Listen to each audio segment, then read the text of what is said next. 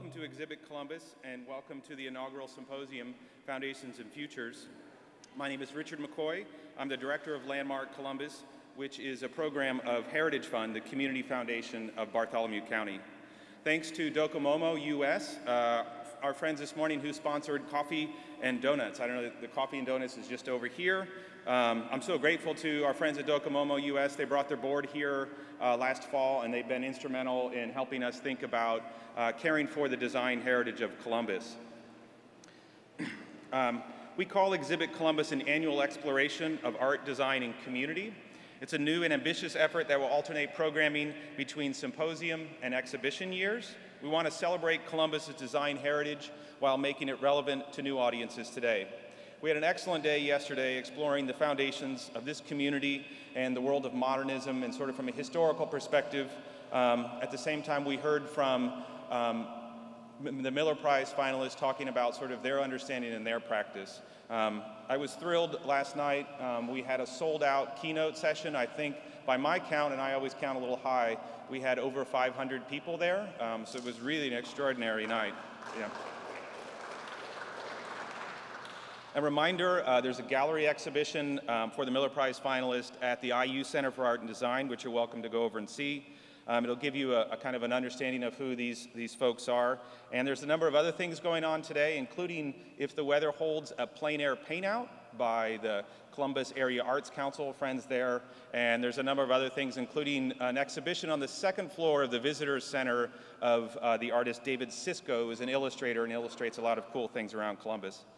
In any case, the Miller Prize really is the centerpiece of Exhibit Columbus, and I hope you had a chance to pick up some of the cards this morning that came with your packet that sort of highlights the 5 Miller Prize sites and the 10 finalists for the project.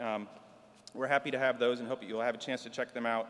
And I said yesterday we heard from 6 of the finalists, and today we're going to hear for 4 more. Foundations and Futures, the symposium was put together and chaired by Tricia Gilson of the Columbus, Indiana Architectural Archives and Michelangelo Sabatino of the Illinois Institute of Technology, College of Architecture, and Kevin Klinger of the Institute for Digital Fabrication at Ball State University, who is chairing this morning's session. Also, the Miller Prize finalist panel discussions are moderated by our very own T. Kelly Wilson, who is part of the curatorial team and the director of the IU Center for Art and Design. So this afternoon, a little bit later, you're going to hear from what folks in this community have been doing, school kids have been doing around design and education, and that'll be moderated by Aaron Hetrick, one of the education coordinators for Exhibit Columbus. But I really encourage you to stay to the end today, because the last session will feature the entire Exhibit Columbus curatorial team discussing what next year's exhibition will look like. And as a special encouragement to stay, we're going to announce the jury for the Miller Prize competition. And as I said before, this is a special day for me. It's pretty special to be at First Christian Church, and I love history, and so I wanted to bring a special thing. This is Time magazine from 1941 that announced this church, and you know it's really Time magazine from 41 because there's an ad for spam. So I just wanted to read just a little bit about how this church was received a year before it opened.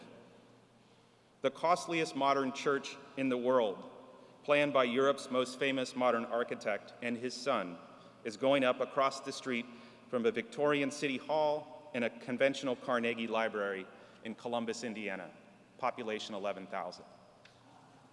So then just to say a few more things, the reason the new Tabernacle Church of Christ is what it was called originally.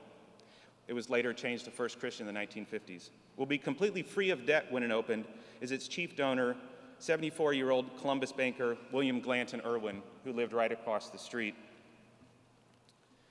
Director of a dozen of corporations and one of, maybe I'll shorten this up a little bit, they're fundamentalists in thinking as well as in faith. They set first down their desires in a joint credo of architectural aims and religious belief. We shall be very much disappointed, Irwin says, if our new church turns out to be no more than a building which will house large numbers and accommodate a variety of activities.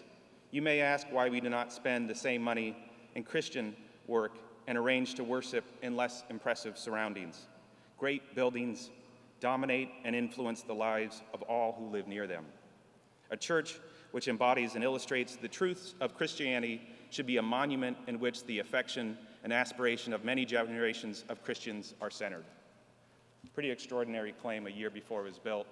Shortly after it was open, there was a tremendous reception of it, and it was instantly published as a masterwork. Today, it's a National Historic Landmark, so maybe you get now a little bit of my nerves being up here. So I'm also joined on stage by this sculpture, which was designed by Columbus's own design star, Jonathan Nesci, in partnership with Rick Valicenti. I think Rick is here today. Hey, Rick, thank you. Well, thanks, Rick and Jonathan. Together, I think with Rick and Jonathan, we may have named a new collaborative. This is either a Valinesi or a Nescenti. I'm not really sure. But what's really special about this piece is that it was made right here in this town and gifted to us by a company that is more than 50 years old, Noblet Fabricating. Please join me in thanking Jonathan, Rick, and Noblet Fabricating.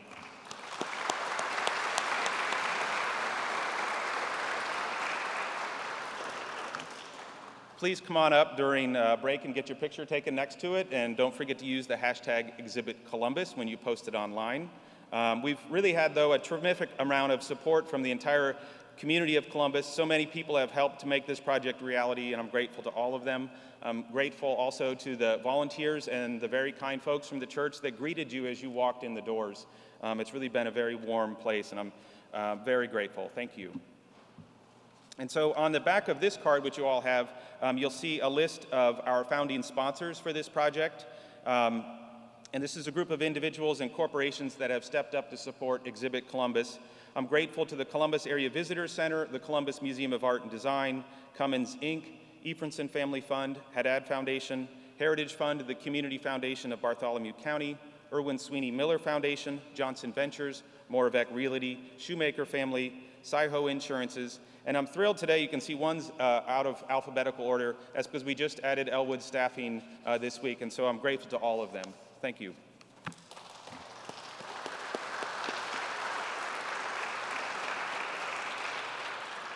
This group, to me, represents the spirit that makes Columbus really a great place to live, the spirit to contribute to a big idea, to take a risk, and to try to chase excellence.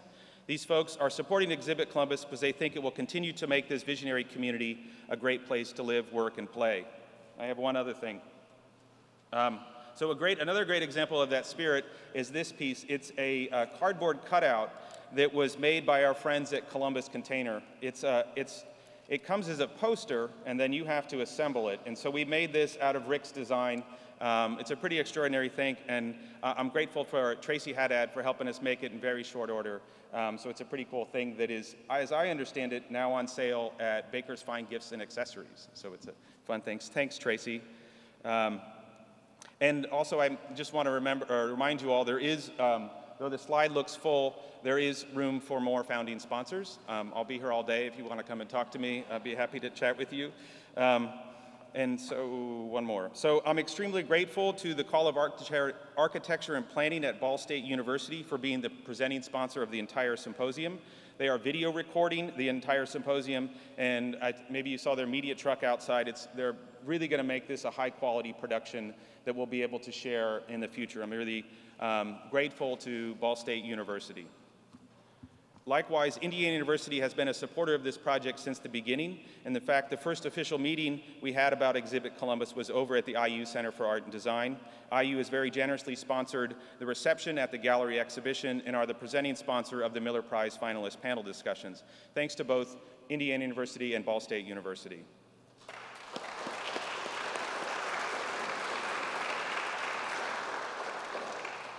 In addition to Ball State, there are actually going to be 4 other universities that are part of the exhibition next year, and I know some were here yesterday, and I'm sure some are here today. But there's the Ohio State University, University of Cincinnati, University of Kentucky, University of Michigan. To me, this really represents the project is all about design, fabrication, and education. So this brings me to this morning's session. Architecture plus Industry and the Future of Cities, which is presented by Noblet Fabricating, who we already know are fantastic makers in metal. And I'm also thrilled to have Archinect and Bustler as one of our media sponsors, and they're sponsoring this session as well. I don't know if you all noticed on Twitter and Instagram, both Archinect and Architects newspaper have been live tweeting and putting pictures on Instagram, so we've been getting lots of social media coverage. I'm grateful to Archinect, Bustler, and Noblet Fabricating today. Thank you. So to kick off this session, I'd like to bring up Kevin Klinger. I'm not sure quite where he went. There he is, excuse me. Klinger is the director of the Institute for Digital Fabrication and a professor of architecture in the College of Architecture and Planning at Ball State University. Klinger encourages explorations in digital-driven design, deploying techniques of total design through production. He recently co-authored Manufacturing Material Effects, Rethinking Design and Making in Architecture. Welcome, Kevin.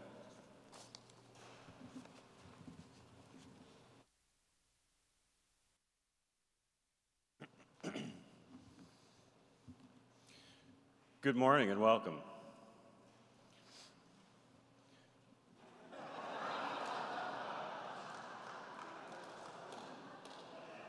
Please rise.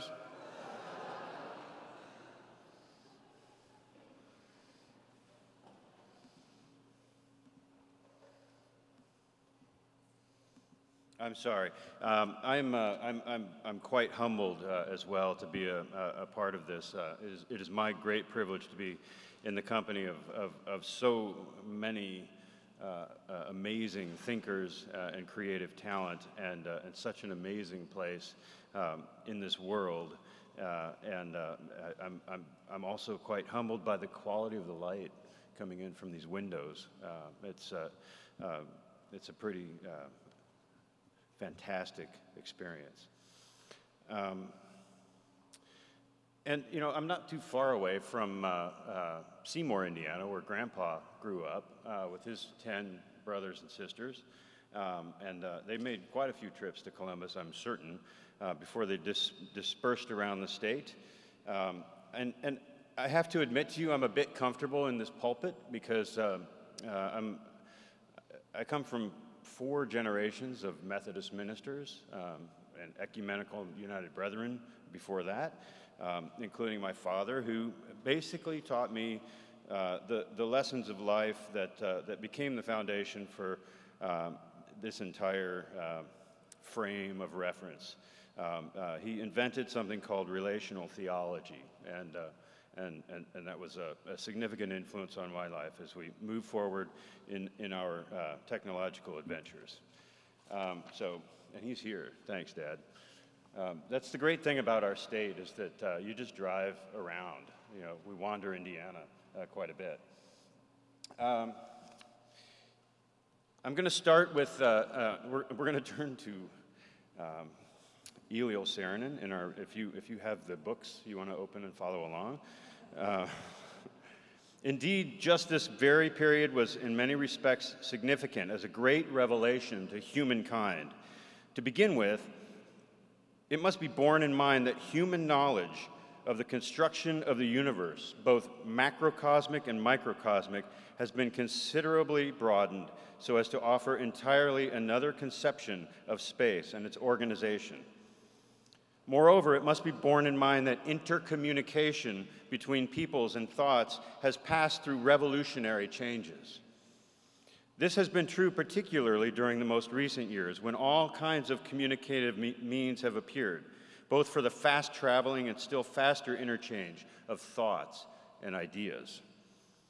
One needs only consider the fact that in our days, any thought or idea can be flashed in less than a second's time to any corner of this globe, no matter how remote.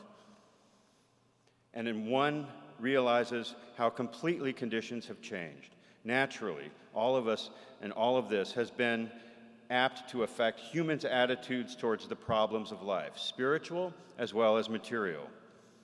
A multitude of new conditions have arisen, and still more are bound to arise. Many new problems must find their solutions, and a new form development will be much in demand. Since the onset of the architecture program through the Cummins Foundation, Columbus, Indiana has demonstrated in multiple ways that an investment in architecture and design, it makes a profound difference within the community. As with many of the larger industrial cities throughout the Midwest, corporate investment in community has been critical to the success of both the city and the corporation. Columbus remains situated at the crossroads of advanced manufacturing and advanced architectural expression. We're in the middle of the Midwest. Manufacturing reigned out of the Midwest. It was Silicon Valley back in the day. 100 years ago, 50% of everything that was made in America was made in the Midwest. 100 years ago, 150 automobile manufacturers were in Indiana. The Duesenberg, the Auburn, the Studebaker. We make things here. The patronage of J. Irwin Miller, coupled with the brilliant technologically advanced and human-focused design thinking of the Cernans and similarly minded creative thinkers, helped shape this Columbus design model. Today, the atmosphere of architecture is dispersing. The layers of the discipline have been affected with the relations of computational technology, and fundamental changes in architecture designed through production techniques are inserting new parameters and methods into the discourse about crafting a useful and dynamic physical future for building in a multidisciplinary world. One talks of the Zeitgeist of today. Mark Burry, he dispels the notion that we need to frame a Zeitgeist for today. Yet he admits there is something going on, and we need to get behind it. Absolutely. Real potential for the promising future, we must enable it, not solely from an architecture and design point of view, but from a collaborative, global, society, business, organizational, operational, and a strategy point of view that admits that good design matters.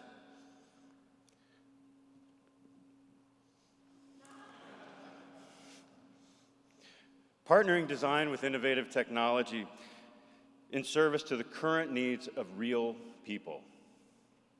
It's the great new formula for this magnificent age. Or is that an old idea? Cummins Vice President and Chief Technical Officer Jennifer Rumsey reinforces the commitment that Cummins shares with altruism. She says, "It's really incredible to be part of an organization defining the path for their industry. Today, Cummins has products that are near zero emissions, and they start to look forward to the future in Cummins. We continue to see opportunities to help around the world." Cummins has grown from Columbus, and they're still committed to their altruism. J. Irwin Miller said it best. He said, "Every one of us lives and moves all of their life within the limitations, sight, and influence of architecture. At home, at school, at church, at work, the influence of architecture with which we are surrounded in our youth affects our lives, our standards, our tastes, when we are grown, just as much as the influence of our parents and our teachers with which we are surrounded in our youth affects us as adults." In today's design atmosphere, multidisciplinary collaboration is critical for solving the complicated current design questions.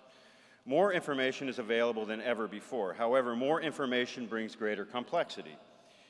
William Mitchell summed up the necessity for new methodologies about how we address contemporary design questions quite clearly. One of the huge problems with design has been the way that the lines get broken up into these traditionally defined disciplines. The big, important questions that design face just don't fall in these categories anymore. They sprawl across them in messy ways. We, and he's talking about MIT, have architects, urban designers, economists, mechanical engineers, and electrical geeks, and we put them together in an intense multidisciplinary design environment. It is everyone's responsibility to contribute to everything and educate the rest of the group as necessary on the issues that you know the most about. Leaders in the building enterprise understand that the adoption of new technological means the incorporation of new collaborative methodologies. Just getting the building out of the computer and into the physical world is a complicated endeavor. Fabricating built work such as with Bill Kreysler and Kreysler and Associates, clearly demonstrates the amalgamated nature of digital fabrication. The Cernans always like to refer to the next scale up. You look at the design problem and you think about the next scale up, and the next scale up, and the next scale up. Is it possible to harvest the ideas at the next scale up with the architecture program and greater industry-supported design partnerships around the world? Is that possible? Is the architecture program the model? A great colleague of mine, Janice, told me that this was too long. I cut it in half and it's still too long, and I apologize. New technology is changing the discipline of architecture and the potentials of the construction site. Gramazio and Kohler have framed the robotic discourse in architecture. They have truly framed it globally, and their pioneering work with robotic fabrication. They maintain that the building with the robot takes architecture far beyond the creation of static forms to the design of formative material processes. Data and material, programming, and construction are thereby interwoven so that the algorithmic logic of the computer is directly connected with the material reality of the built architecture. It becomes possible then to intervene directly in the materialization process, to formulate it according to architectural design criteria. With this change, its design, its materialization, we're thinking of entirely new ways of reflecting on the physis of architecture, its design and its materialization. The operative word here is physis, or inherent nature. Herein, the implication is that architecture is on a trajectory of evolution, constantly informed by the techniques we deploy to realize and inform form. The critical hinge lies in the way that we formulate the materialization process according to architectural design criteria. For this implies that we have some sort of collective understanding of what fundamental principles govern our design thinking. While it is not certain that we do collectively understand, it is clear that irrespective of algorithms and techniques, that human beings are making the choice to privilege particular criteria from which to inform form. Thus, it is critical to look beyond the operative conditions and ask, what are our ethical responsibilities for architecture in relation to natural systems, human behavior, social justice?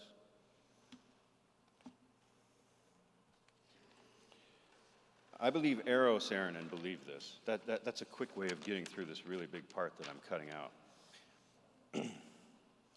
We're in the middle of an evolution, a revolution, a devolution. It's as significant as the Renaissance. I truly believe that. And it will still take years for us to realize its full combustion. However, as with the Medici, the fundamental engine of change is one enlightened patronage combined with exceptional creative talent, and to add to the mixture, technological innovation in service of the enhancement of real human needs. Now is the time for cooperative action to chart a productive path for good design as a means of evolving excellent communities in this information-driven age. Lightning does not occur as happenstance. Rather, it creates its own pathway by ionizing the air. These pathways are called leaders. Those leading the way towards a future in architecture and manufacturing are well situated to collectively enable a culture where excellence in design, public-private partnerships, and industry patronage generate effective and well-fashioned cities. Interconnections with global knowledge reveal linkages that translate into local benefit and reverence to the durable values of architectural principles, and adhering to the enduring ethos that connects our social longevity. I'll end with a quote from Cernan the Younger. Elio Cernan says that the purpose of architecture is to shelter and enhance humans' life on earth, and to fulfill one's belief in the nobility of their existence. Please rise.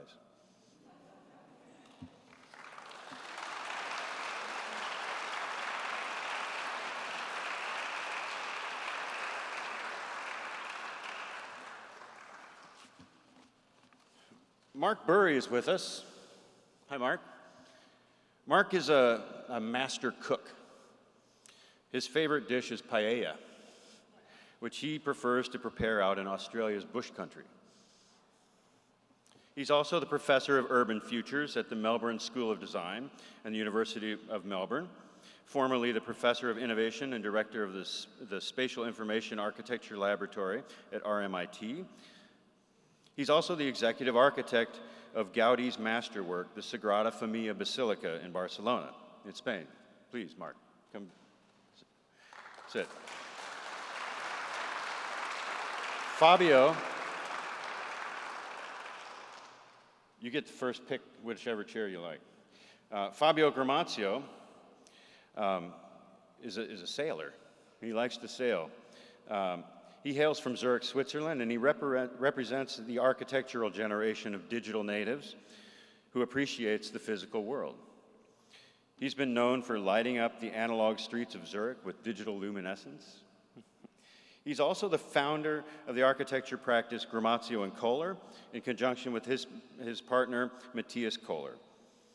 Current projects include the design of the EMPA-Nest research platform, a future living and working laboratory for sustainable building construction, opening the world's first architectural robotic laboratory at the ETH in Zurich.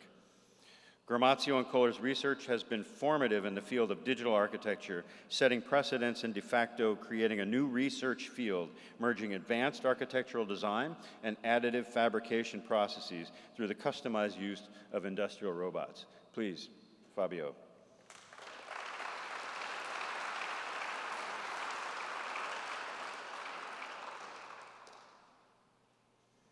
Bill Kreysler is an expert sailor. He deploys his tactics of sailing authenticity in the San Francisco Bay. He's quite good, and he's a purist. So to get out to the bay, you have to kind of pull yourself along the other boats until you can catch the wind. He's also the president of Kreysler and Associates, who recently completed fabrication of the rippled facade panels for the expansion to the San Francisco Museum of Modern Art, designed by Snøhetta.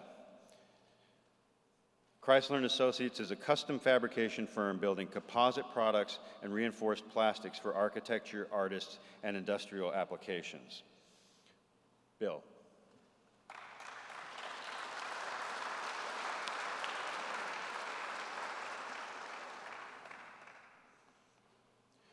Jennifer Rumsey is a Hoosier.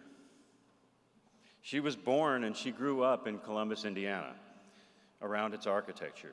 She went to Smith Elementary School and spent many hours in the Bartholomew County Public Library, right behind us. She and her family also enjoy hiking, cycling, and traveling. And she's Vice President and Chief Technological Officer at Cummins, Incorporated. In this role, she leads a global technical organization responsible for research and engineering across Cummins' 4 business units. Her early career focused on control systems and systems engineering. And then when she moved to Cummins in 2000, she worked in a variety of engineering roles across Cummins' engine and components business units, including advanced technology development, new product development, and current product engineering. Jennifer is a member of the Society of Women Engineers and the Society of Automotive Engineers and the Women in Trucking Association. Jennifer.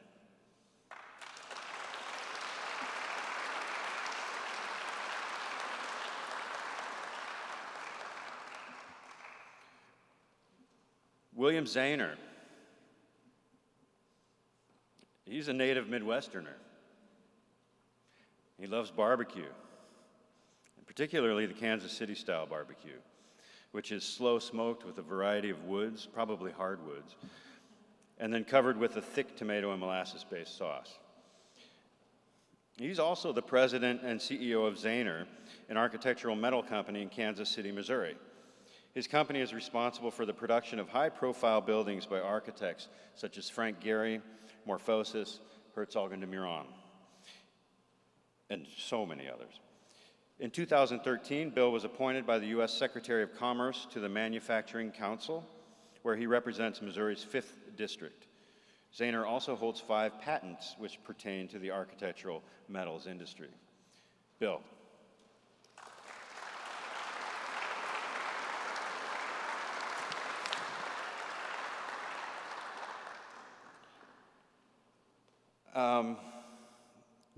Me? I'm a Hoosier. I'm descendant from generations of Hoosiers from all corners of this great state. I love this place. I really, truly love this place. And I love my family time. I love my travel. And particularly, I love raising my 5 children on our farm and river in the Middle West of the United States. And so let's talk. We're going to begin with Fabio.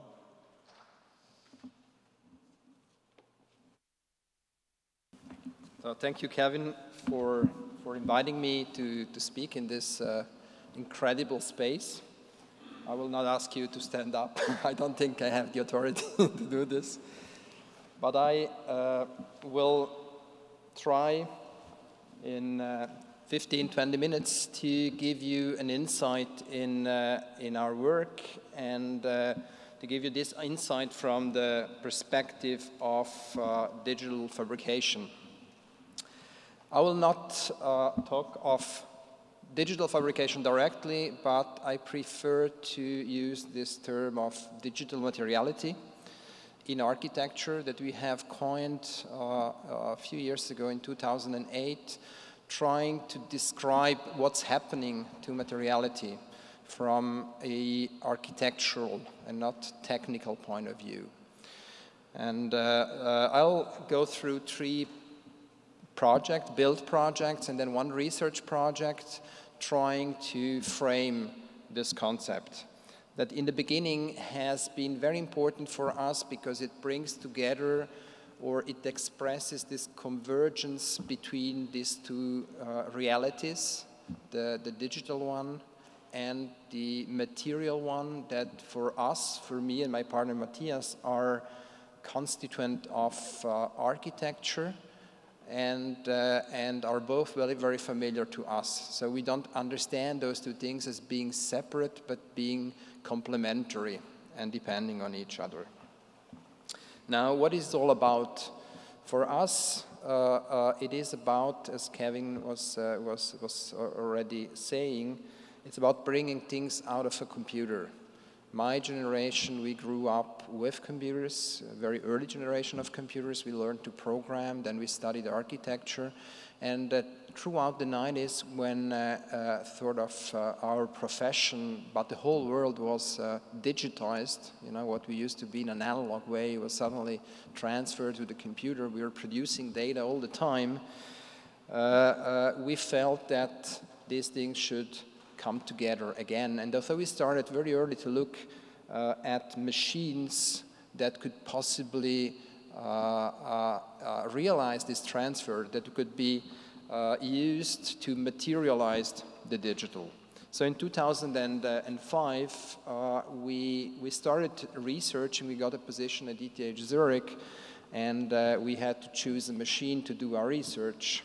And this has been a very important moment for us because we decided to buy an industrial robot instead of a mill or a laser cutter or a water jet. And we did this for a very simple, I would say, almost analytical reason. We felt that this machine is a generic one. It's an anthropomorphic machine that just allows to reach a point in space. But what to do at this point in space is open for the designer of the process to define it. So you're not just controlling the data we feed to the machine, but also the material physical process we perform. Now on this image you also see, this is an image not by us, it's by an artist, Jules Spinach, and you also see a human sitting where normally the action is performed. The symbolic behind this image is, and this is very important for us, and it's getting more and more important, it's not about the machines, it's about the relationship between the human and the machine. And in our practice, we see this relationship as being a complementarity, you know. We don't see any antagonism, you know. And I think this is an important message in the post-industrial age. The machine is not there just to replace the human. It's not about automation, the whole discourse, but it will be about a new tool or new tools that are designed by the human in order to let us do more powerful and interesting things. So now how is this, how do we imagine this relationship?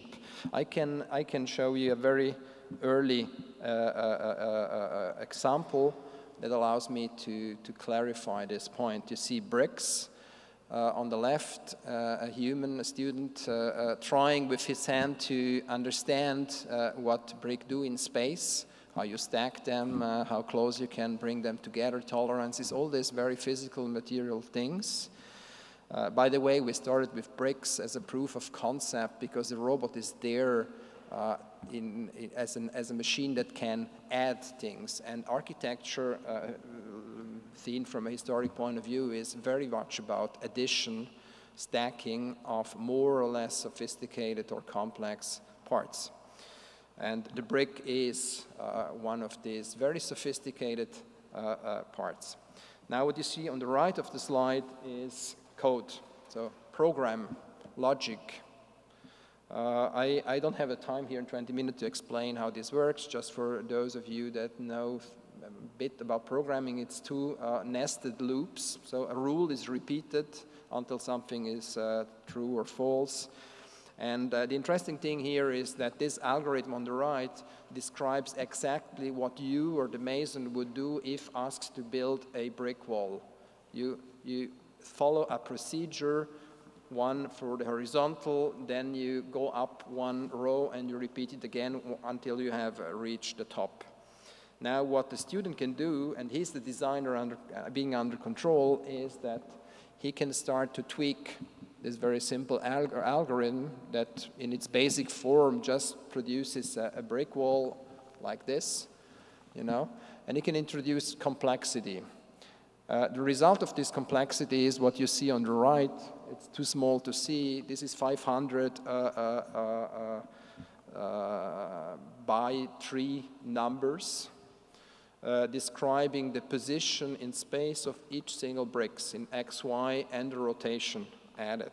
So very simple, but very impossible, very much impossible to perform for a human being, because we're just not efficient enough in reading complex number and rotating parts in space. But the machine can do this in a very, very efficient way. So the machine just reads this data and produces this artifact.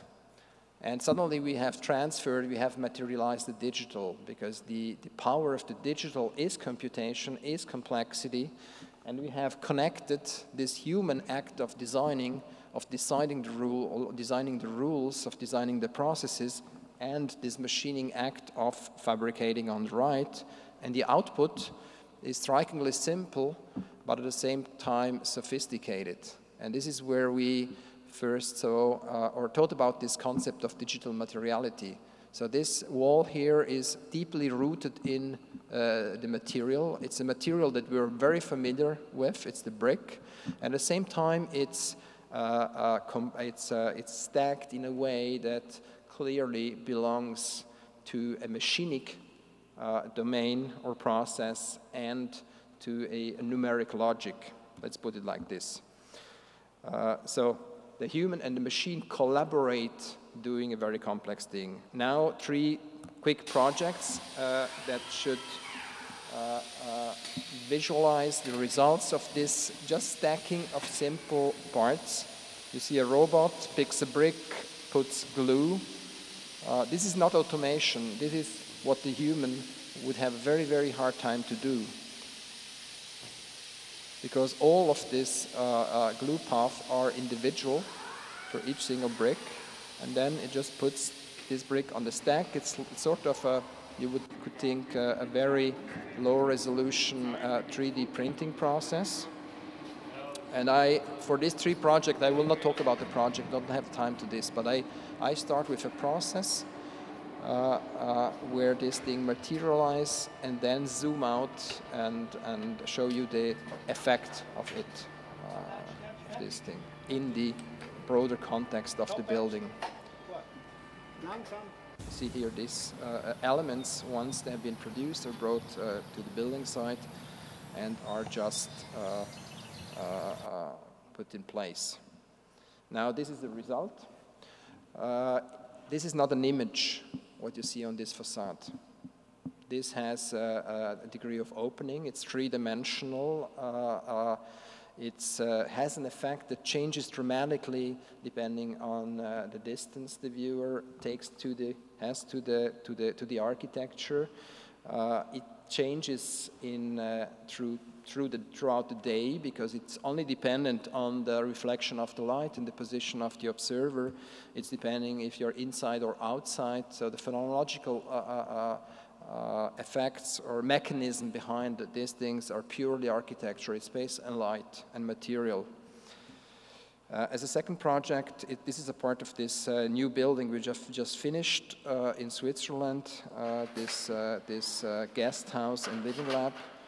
Here, as one part of this project, we produce a ceiling system done with very, very lightweight aluminum cylinders. They are as a beer can, as light as a beer can. And again, a robot is just informing the fabrication process, putting glue, and then stacking them. And this is even simpler than the bricks because this we cannot rotate. This is just a translation. This has just 1 degree of freedom. You see it here. And the result is super lightweight but very stiff panels that are individual, have an individual position in the building, and create a very transparent but at the same time soft ceiling system that is, of course, digitally computationally designed and couldn't be realized in any other way. Now I just zoom out, show you the context of the building, but without commenting it. The last project I want to show, the last architectural project, is again part of one building that we designed. Here it's a roof structure, so structural part of a roof, done with elements that are customized throughout the process. It's wood, timber slats that get cut by the robot, so just to cut the length and angle, and then placed on a, you see here, on a big table, in order to form trusses, very simple trusses. You know, you see, the machine nails them together. You know, what before was the glue, here is much more sophisticated because all this, you can imagine all these layers have to be connected together, and you have to make sure that the nail are at the right place, not too close to each other, not touching each other, and so on. You here also see this is, I mean, very simple concepts, you know, that are first researched, but then very quickly can go out into the industry, because at the end of the day, this machine exists out there, you know. In a timber construction company, it's nothing super strange to build a custom part of 15-meter length, but what is missing is the whole process around and the connection to the design, often to the design. Here you see these parts are then completely integrated with subsystems already in the shop of the timber construction company, and then brought to the building site, same way as these brick elements were placed, craned, connected.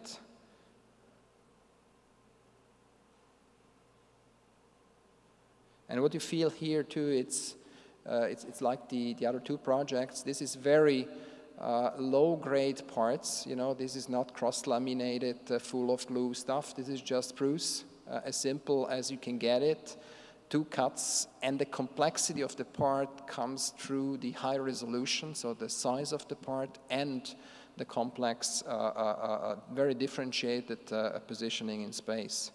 If you see this result here, this roof is completely programmed. This is 50,000 parts, 1 million, more than 1 million nails that have all an individual position. See it here in these images.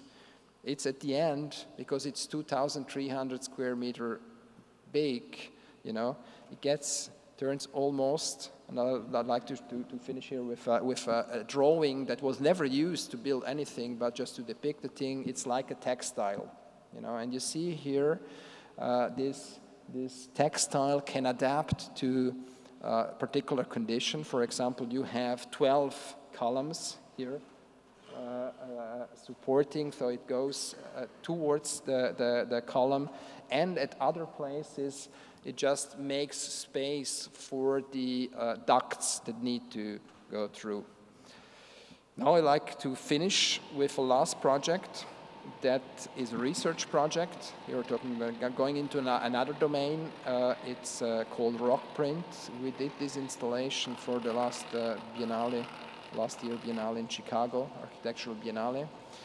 Here it's about, again, bringing information into the material, but slightly in a different way. What you see here is a robot lays a string in a particular geometry.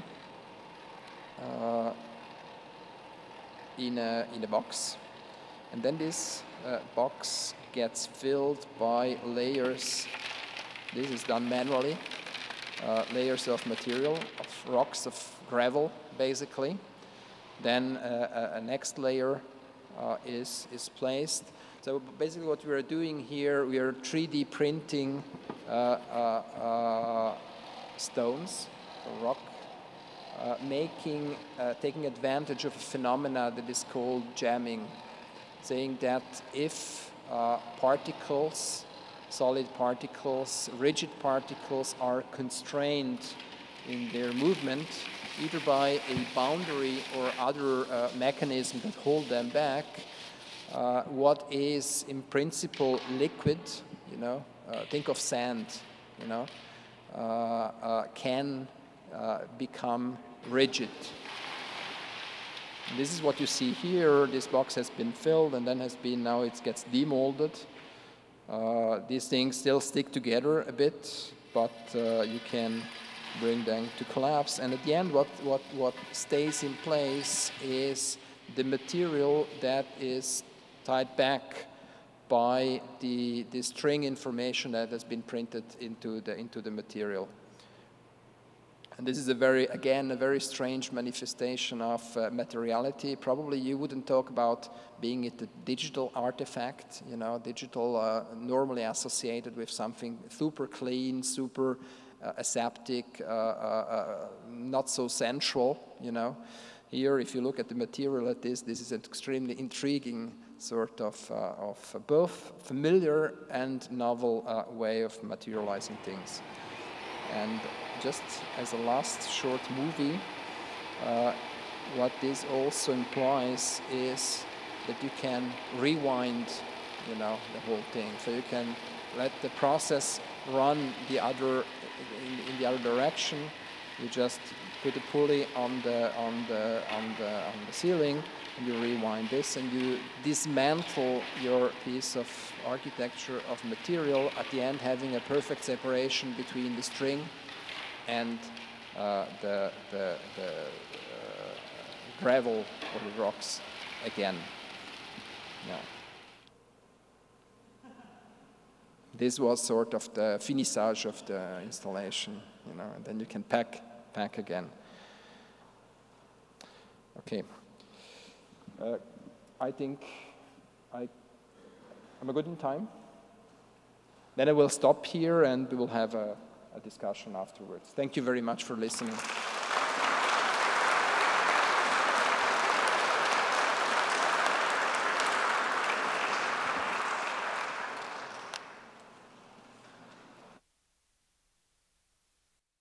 There it is. Okay. Good to go. Bill Kreysler.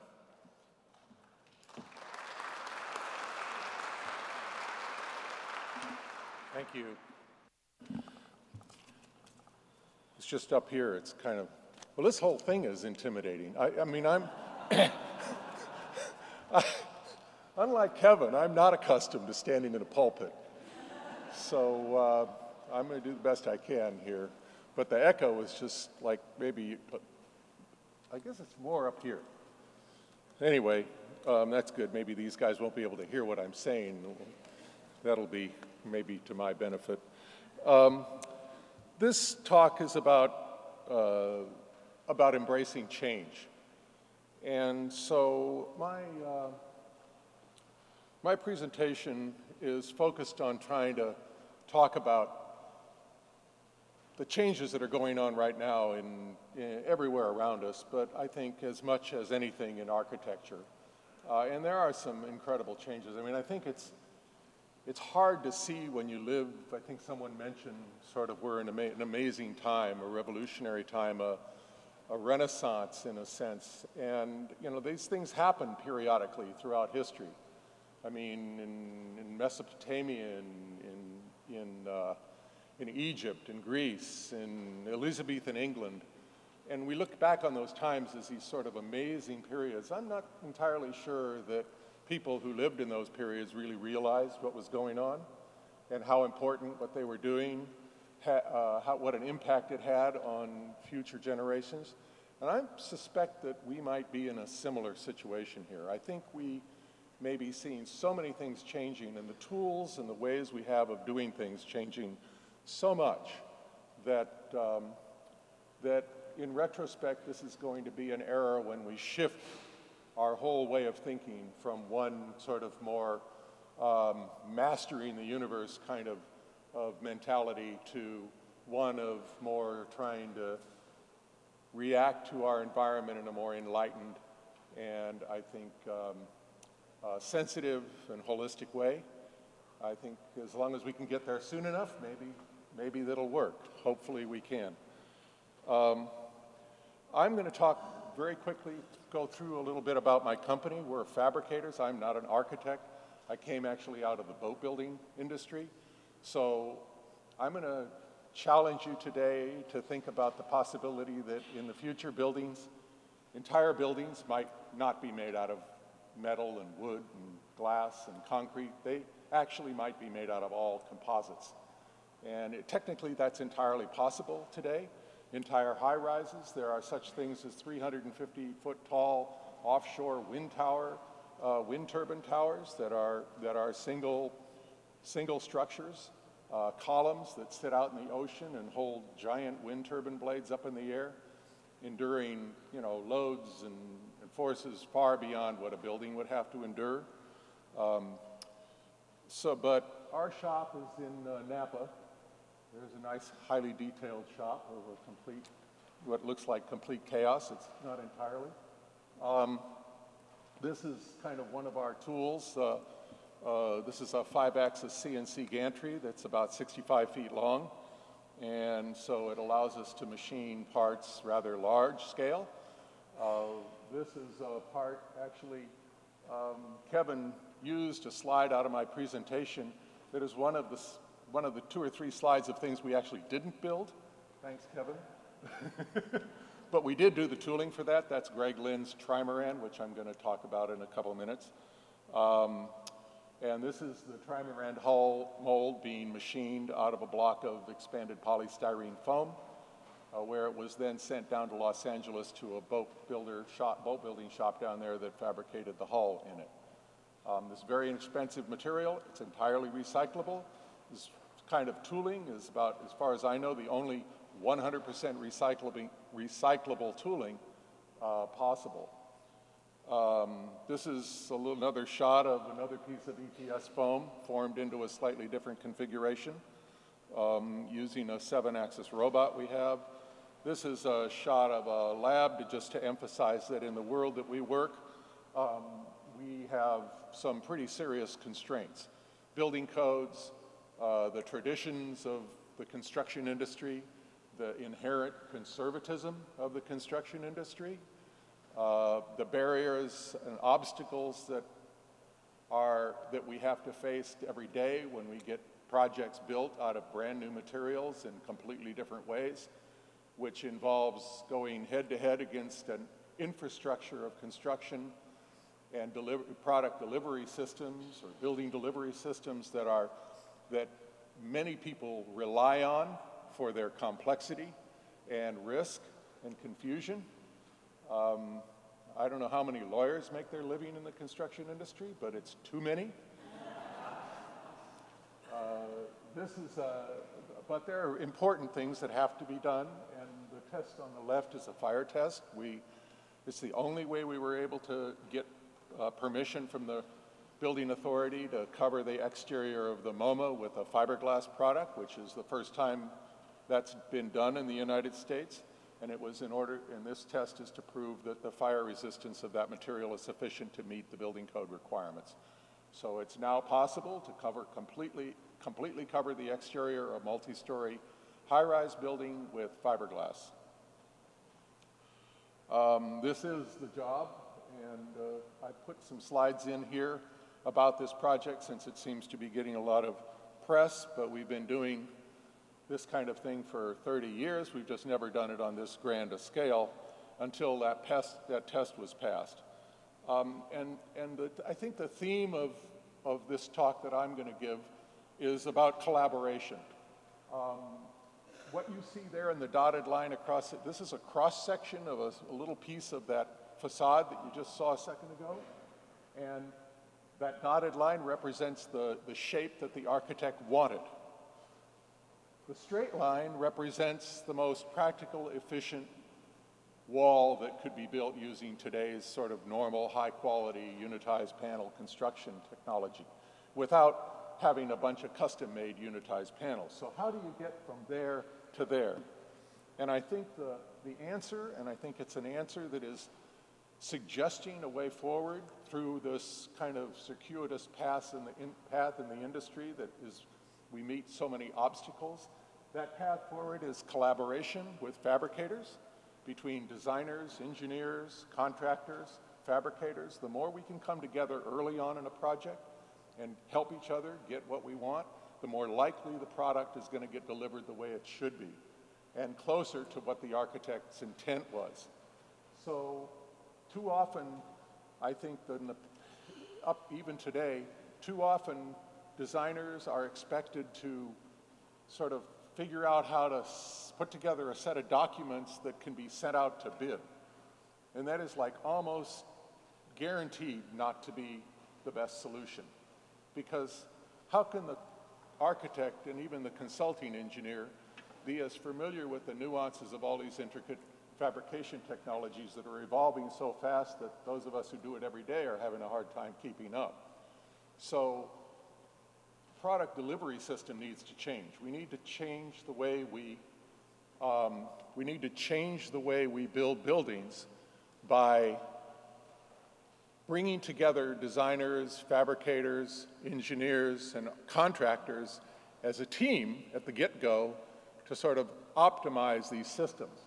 So what you see here in the slide is a little pink zone, and that's a zone that we developed with the architect and the contractor and the owner based on the budget. So this is a zone into which the architect would be free to design a shape, provided that shape fit within that pink zone, and then we could make up the difference with our system. And in the end, it ended up that dark black zone. So on a 75,000 square foot building, no two panels of which are the same shape, or even a lot of them about 5.5 by 25 feet, but not all. So every panel had a different mold, and the entire building was both tilted forward and back. There was no real vertical surface. And in plan section, it was all curved, but it wasn't just an arc of a circle. There were multiple arcs of just curves. And yet, at the end of the day, the architect got the shape to within less than 2 inches of where they wanted over the whole 75,000 square feet. We don't like rationalization. That's my most least favorite word. Rationalization is compromise. It represents the difference between what the architect designed and what's possible. And there's no reason for that unless if there's a better collaboration in the beginning. So at the end, that's what happened. The FRP panels had return edges that were different lengths, and the result was that the FRP panels all reached back to that same straight wall. Every now and then there was a kink, but otherwise that wall behind it, the weatherproof wall, was just a straight standard unitized panel system. And in front of it yet is a building that looks completely different than a unitized panel system. The architect and the engineers prior to this concept was introduced by one of the 3 companies that were invited to bid on this job. They had not even considered this possibility. They had designed a system that was a traditional stick-built weatherproof barrier, in front of which was going to be a structural steel frame to hold up a bunch of glass fiber reinforced concrete panels.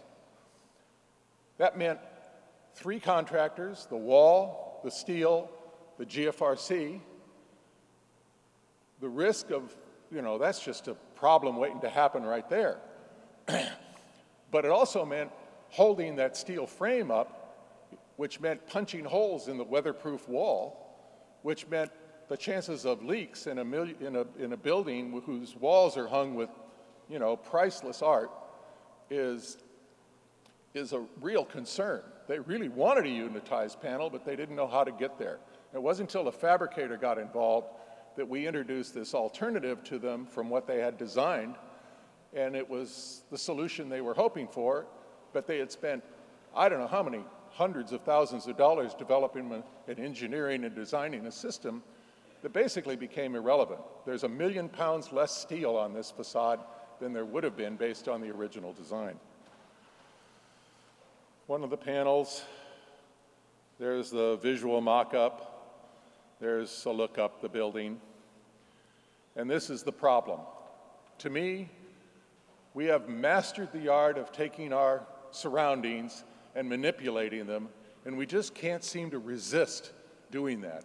We do it to the extent that we take mountains of iron ore out of the earth and convert it into a bunch of steel beams and reassemble it into what I call above-ground caves.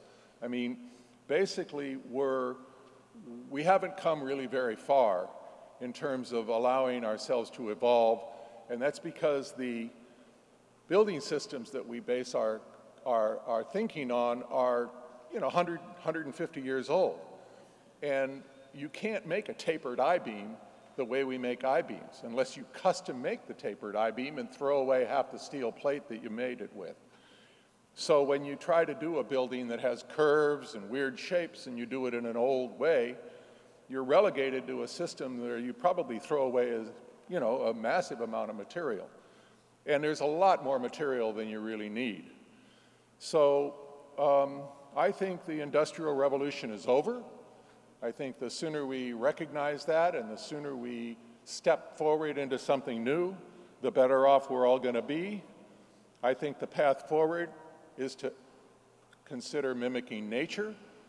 You don't see rectangular snail shells. There are no nuts and bolts in nature because they're not very efficient. Curves are efficient.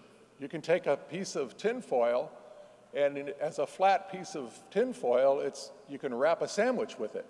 But take that same piece of tinfoil and press it into a salad bowl, and it crushes it into a double curved surface. All of a sudden, you can put a pie in it. So shape is as important or more important than stiffness in construction, as long as design takes advantage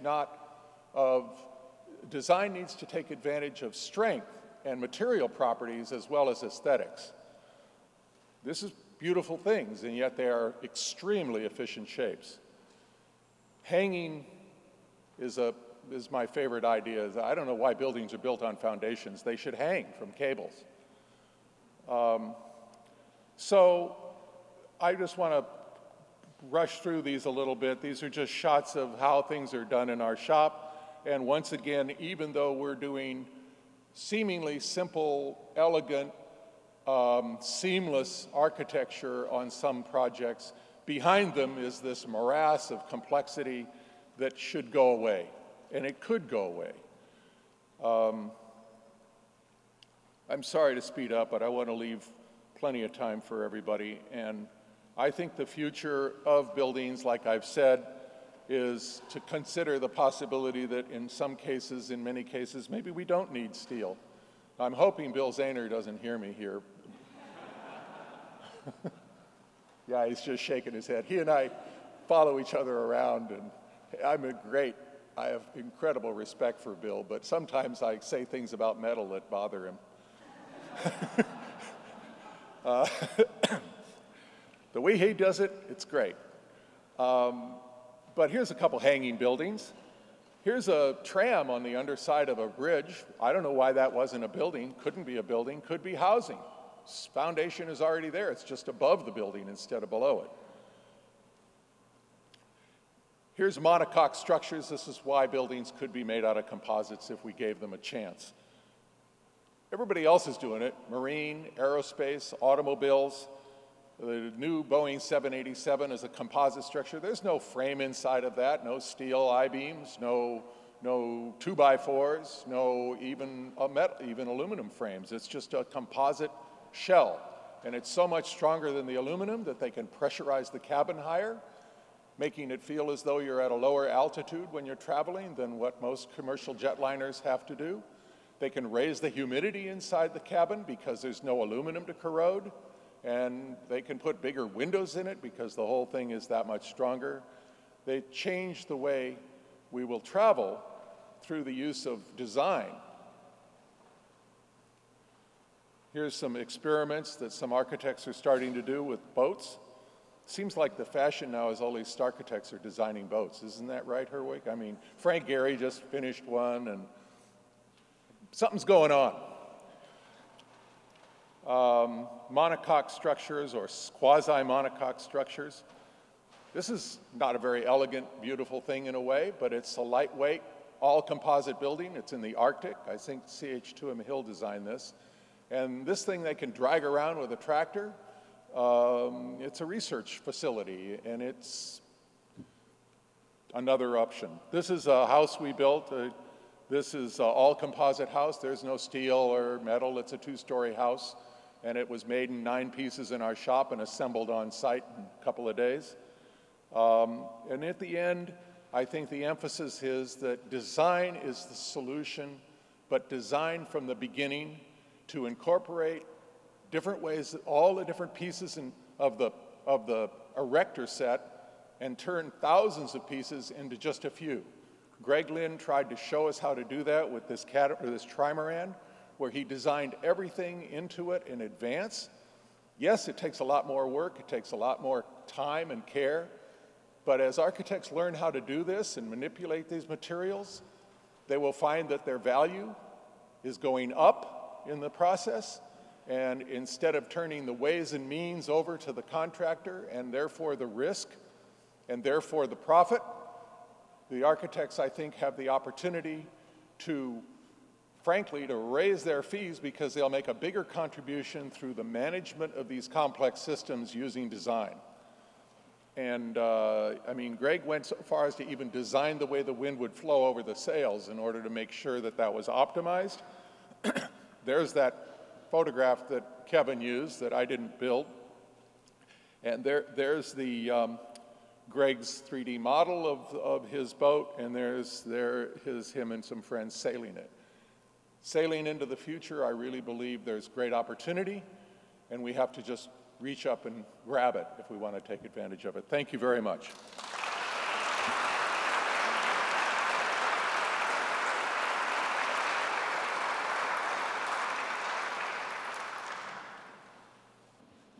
Good morning.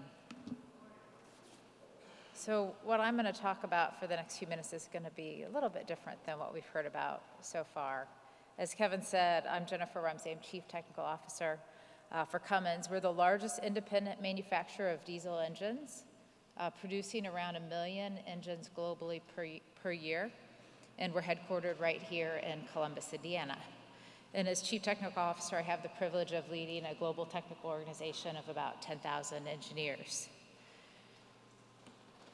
I grew up right here in Columbus, Indiana. And though I moved away from my education and my first job, Columbus is and has always been home for me.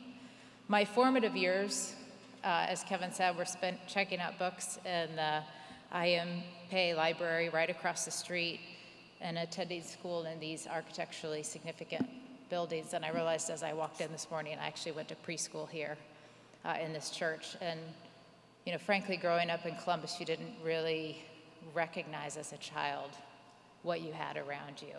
I just thought that that school was really fun because I could run up and down the ramps when the teachers weren't looking. My professional years have been spent at Cummins sites such as the World Headquarters and Corporate Office Building, which was designed by Kevin Rausch and completed in 1983, and the Cummins Columbus Technical Center, designed by Harry Weiss Associates of Chicago and completed in 1968. And I have to say there's nowhere I'd rather be than in my role at Cummins and here in Columbus, Indiana. As you think about our world and cities of the future, we add 200,000 people to our planet every day. And these people are increasingly living in urban centers. This photo is a line of cars and buses during rush hour traffic on the Guamo Bridge in Beijing. Increases in economic activity strain natural resources, but the availability of natural resources is what can enable economic activity. So a healthy economy and a healthy environment go hand in hand. And at Cummins, this idea is ingrained into our DNA and a part of our mission that everything we do leads to a cleaner, healthier, and safer environment. Legendary Cummins chairman and CEO J. Irwin Miller made this timeless statement more than 40 years ago. We believe that our survival in the very long run is as dependent upon responsible citizenship in our communities and in society as it is in the responsible technological, financial, and production performance. While this belief in responsible citizenship is quite common these days, it's really incredible that J.I. Miller said that more than 40 years ago. And not many people were thinking this way then, but much of Cummins' growth around the world and our success has been rooted in these value-based vision ever since, and it's one of the primary reasons why I came to Cummins. As a large global company, Cummins is driven to innovate by our core values and also by what it takes to be successful as a business in our changing world. We're large and global, based in more than 190 countries around the world, and with 55,000 employees globally, and we believe that each one of our employees can make a difference. We manufacture Cummins products on 6 continents, and this global presence gives us a fortified position in key markets, allows us to understand local markets and the challenges our customers face. Our products and services touch people's lives around the world every day. As you think about cities, from transporting children to school to people to work, powering fire trucks that can keep our communities safe, and trucks that deliver critical goods. Our footprint is in people's everyday lives and makes the world a better place. We manufacture a really broad range of products. Our engines range from 2.8 liters all the way to 95 liters, and you see me here in this picture just to give you a sense of scale of those engines, quite a range. And we also produce related components and technologies. We've progressed now to where we think about environmental sustainability as a lens through which we view the work all employees do, from the design stage, sourcing, and helping customers optimize how they use our products, and also remanufacturing. 70% of the environmental impact of a product is determined in the design stage. 88% of our water use comes from raw material extraction, and 99% of our greenhouse gas footprint as a company comes from our products in their use. So what does that mean? It means for us that we're working toward our goal of powering the future through product innovation that makes people's lives better and reduces our environmental footprint. And design is a big way in which we can do this, by designing products that use fewer natural resources and products that improve fuel economy and reduce greenhouse gas impact when they are in the hands of our customers.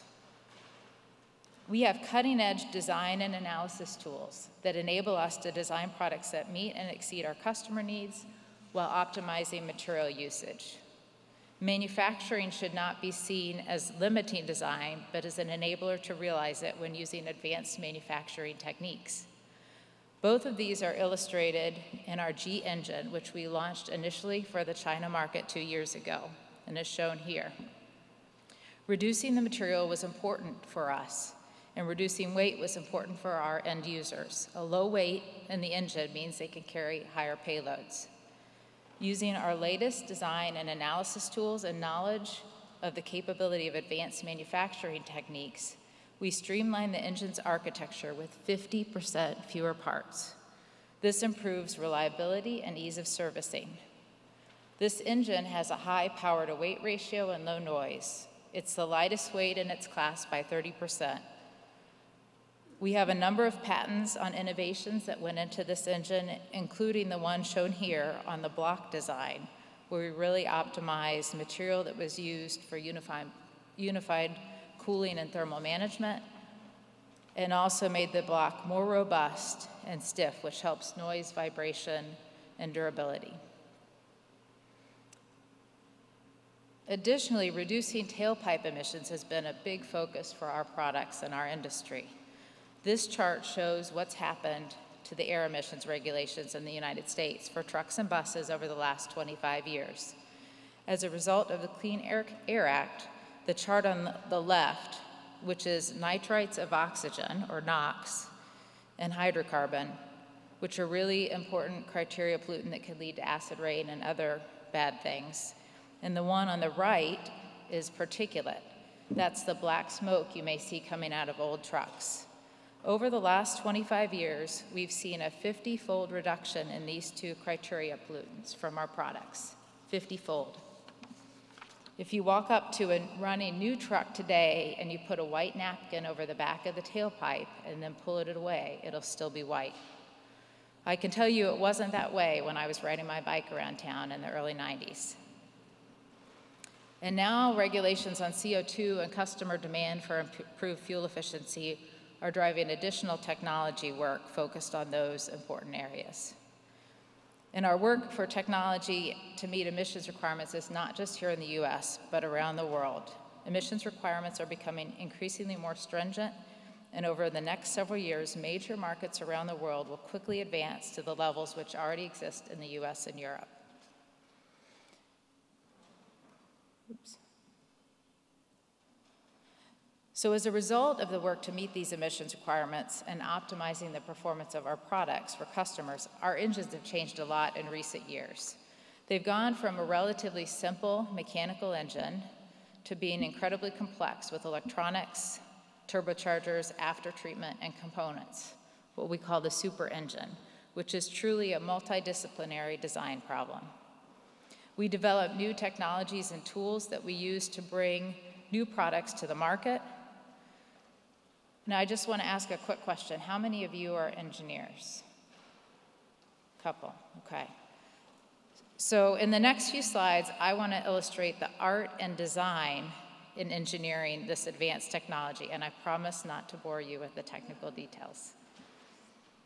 First is combustion system optimization. Computational fluid dynamics, which is shown in this image, enables us to optimize the combustion system so that we can minimize fuel burn and emissions while still delivering the performance that our customers depend on. Air handling system optimization enables us to optimize airflow coming into the engine, which is in blue here, and exhaust out of the engine in red, to ensure we have good transient response and also control emissions from the engine.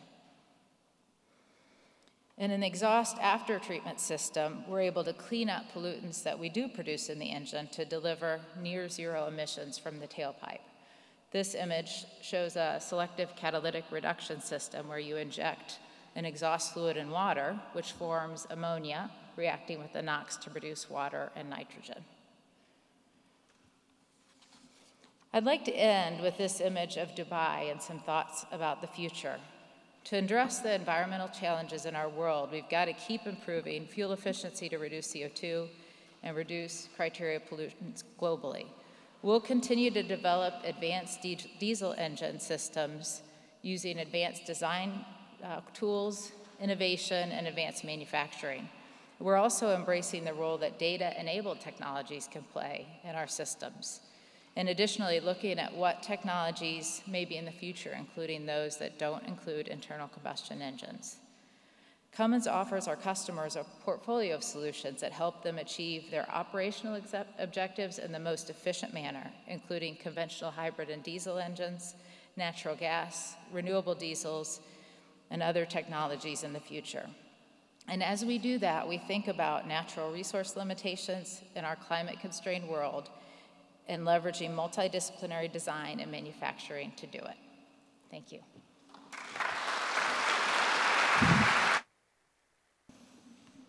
I'm going to talk about two projects that we've been involved with.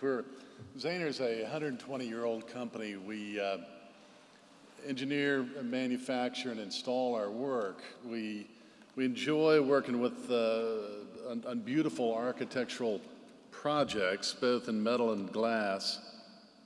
And I'm going to show you a couple that we've done and kind of how we interrelate with designers today.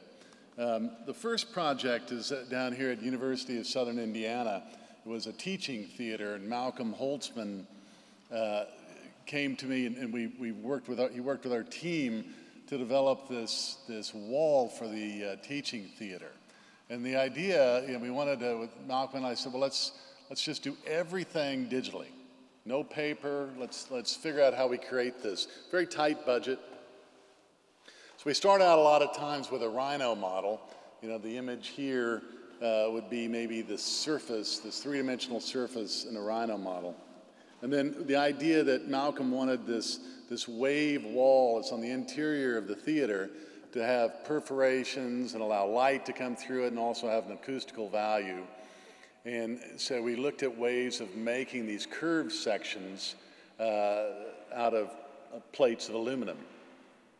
And here are some images, of the setup. We use CATIA 3D Experience by Dassault for a lot of our fabrication as well. It both works with the design side and drives what we do. It's cloud-based, so we can communicate.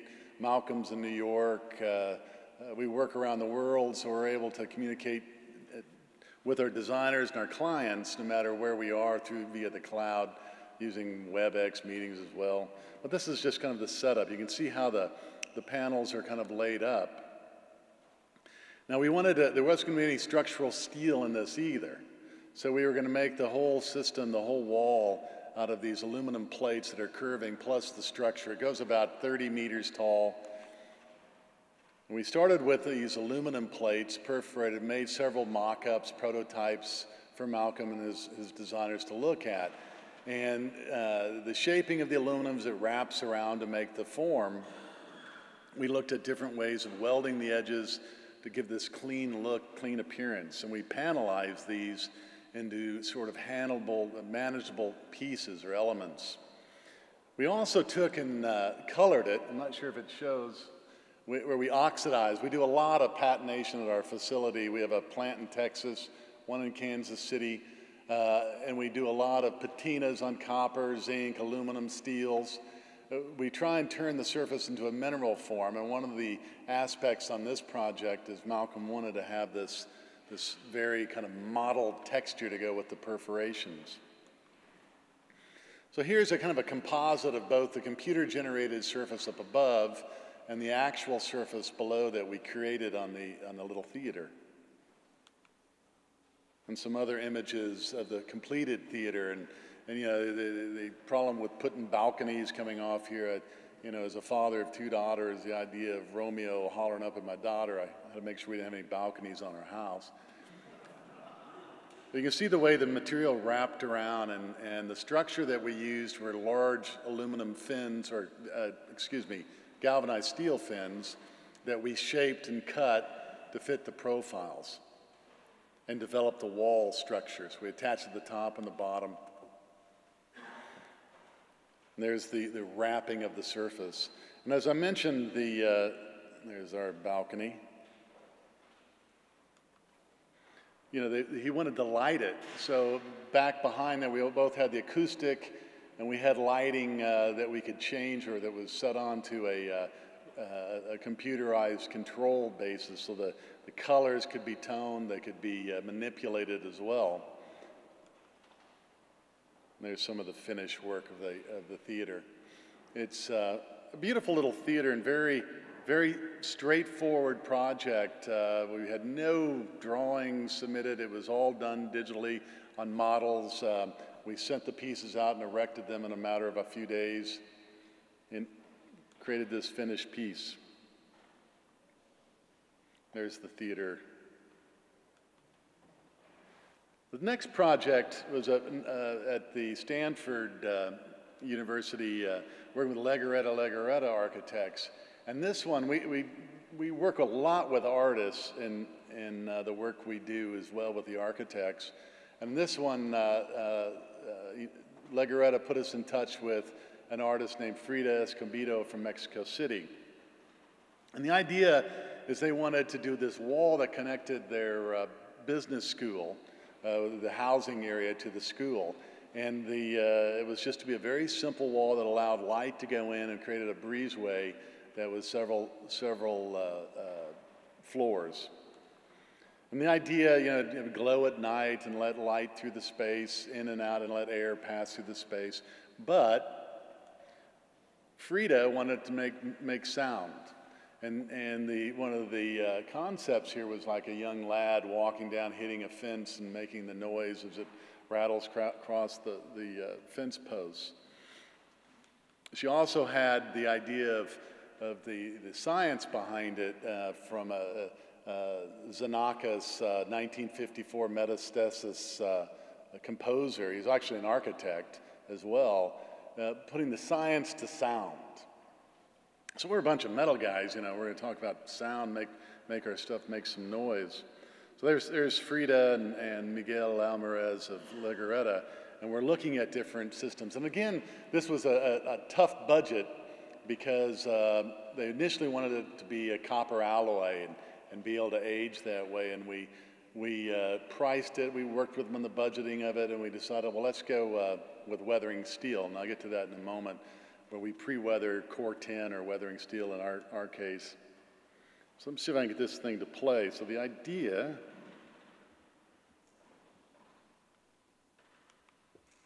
see if I can hear it.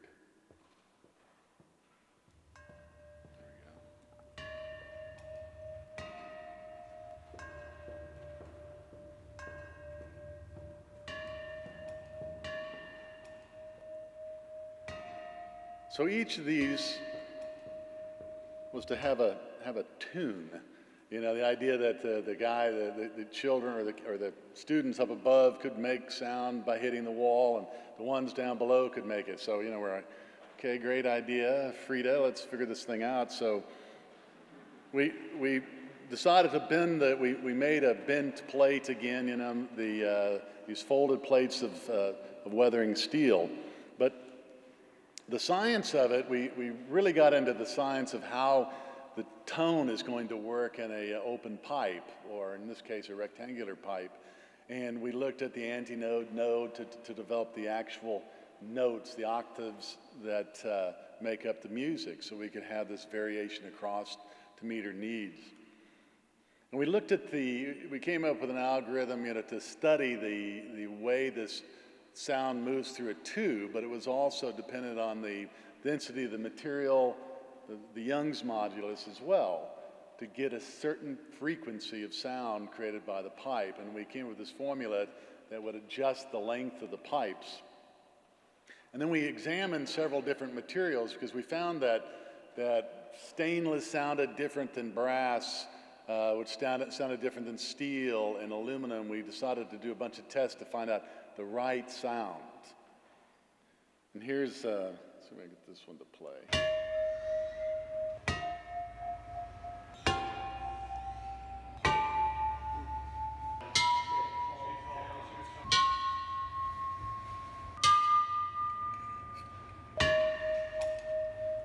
So those were different lengths, but we also, as you see, were hitting it with wood and screwdrivers, and because we found that the striker mechanism also was very critical too. We had to have a mechanism. We found that the solid bar made the best sound, but it had to hit it and come away from it. And we realized that we needed to come up with the right material, which we ended up deciding on steel, made the best sound. We also had to have the right striker. And so we created this little striker device that would hit it, and we realized that it had to hit and bounce off, because if it stayed there, it gave this dull sound, or it would resist the noise. And we also had to make it so, you know, the kids walk into class, he'd hit the wall and it would make this noise. So we created these little striker devices, and this is kind of an exploded view of it. Had this little rubber piece on the end that kind of pulled it off. There's an image of a finished piece.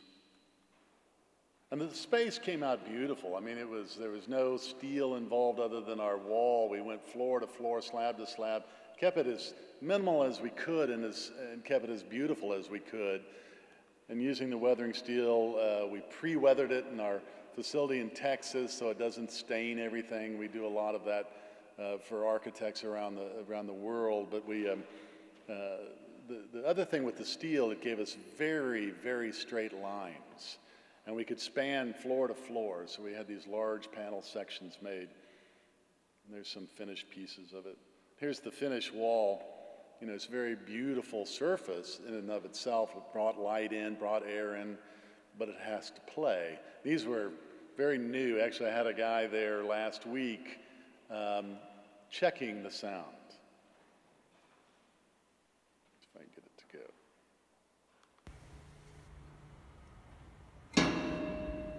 It's kind of like you're in a trash can, but.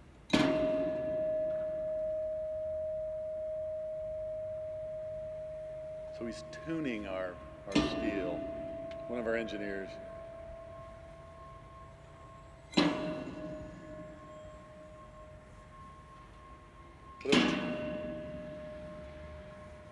But it worked.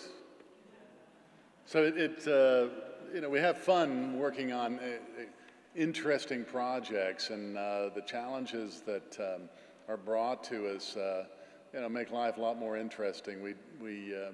But we enjoy working with good design, and hopefully have a chance to continue doing it. Thank you so much.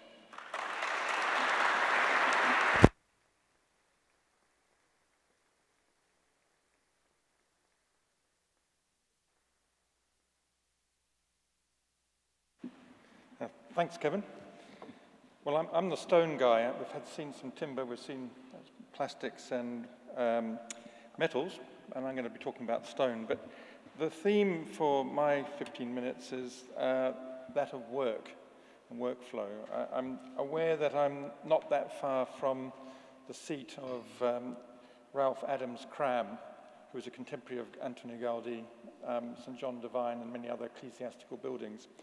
And he wrote a great book called Towards the Great Peace in 1922. And he talked about, it's a very religious book, but nevertheless it has incredible sociological and very perceptive observations about the nature of work and its reduction from being a privilege to a necessity. And he was arguing that work has great value morally and temperamentally, and that this was being lost through industrialization. So it's very good to hear that the Industrial Revolution is over, because this will get us back into the cram. Now, Gaudi himself is not too distant from that sentiment, as you'll see. I'll just quickly introduce you to the building, which you, I hope you know about already, so I don't have to labor. But this is the works video explaining what's going to happen to get the building to completion in 2026. I've been working on it for 37 years. So starting with the sacristy is the one on the right, that's being finished this year.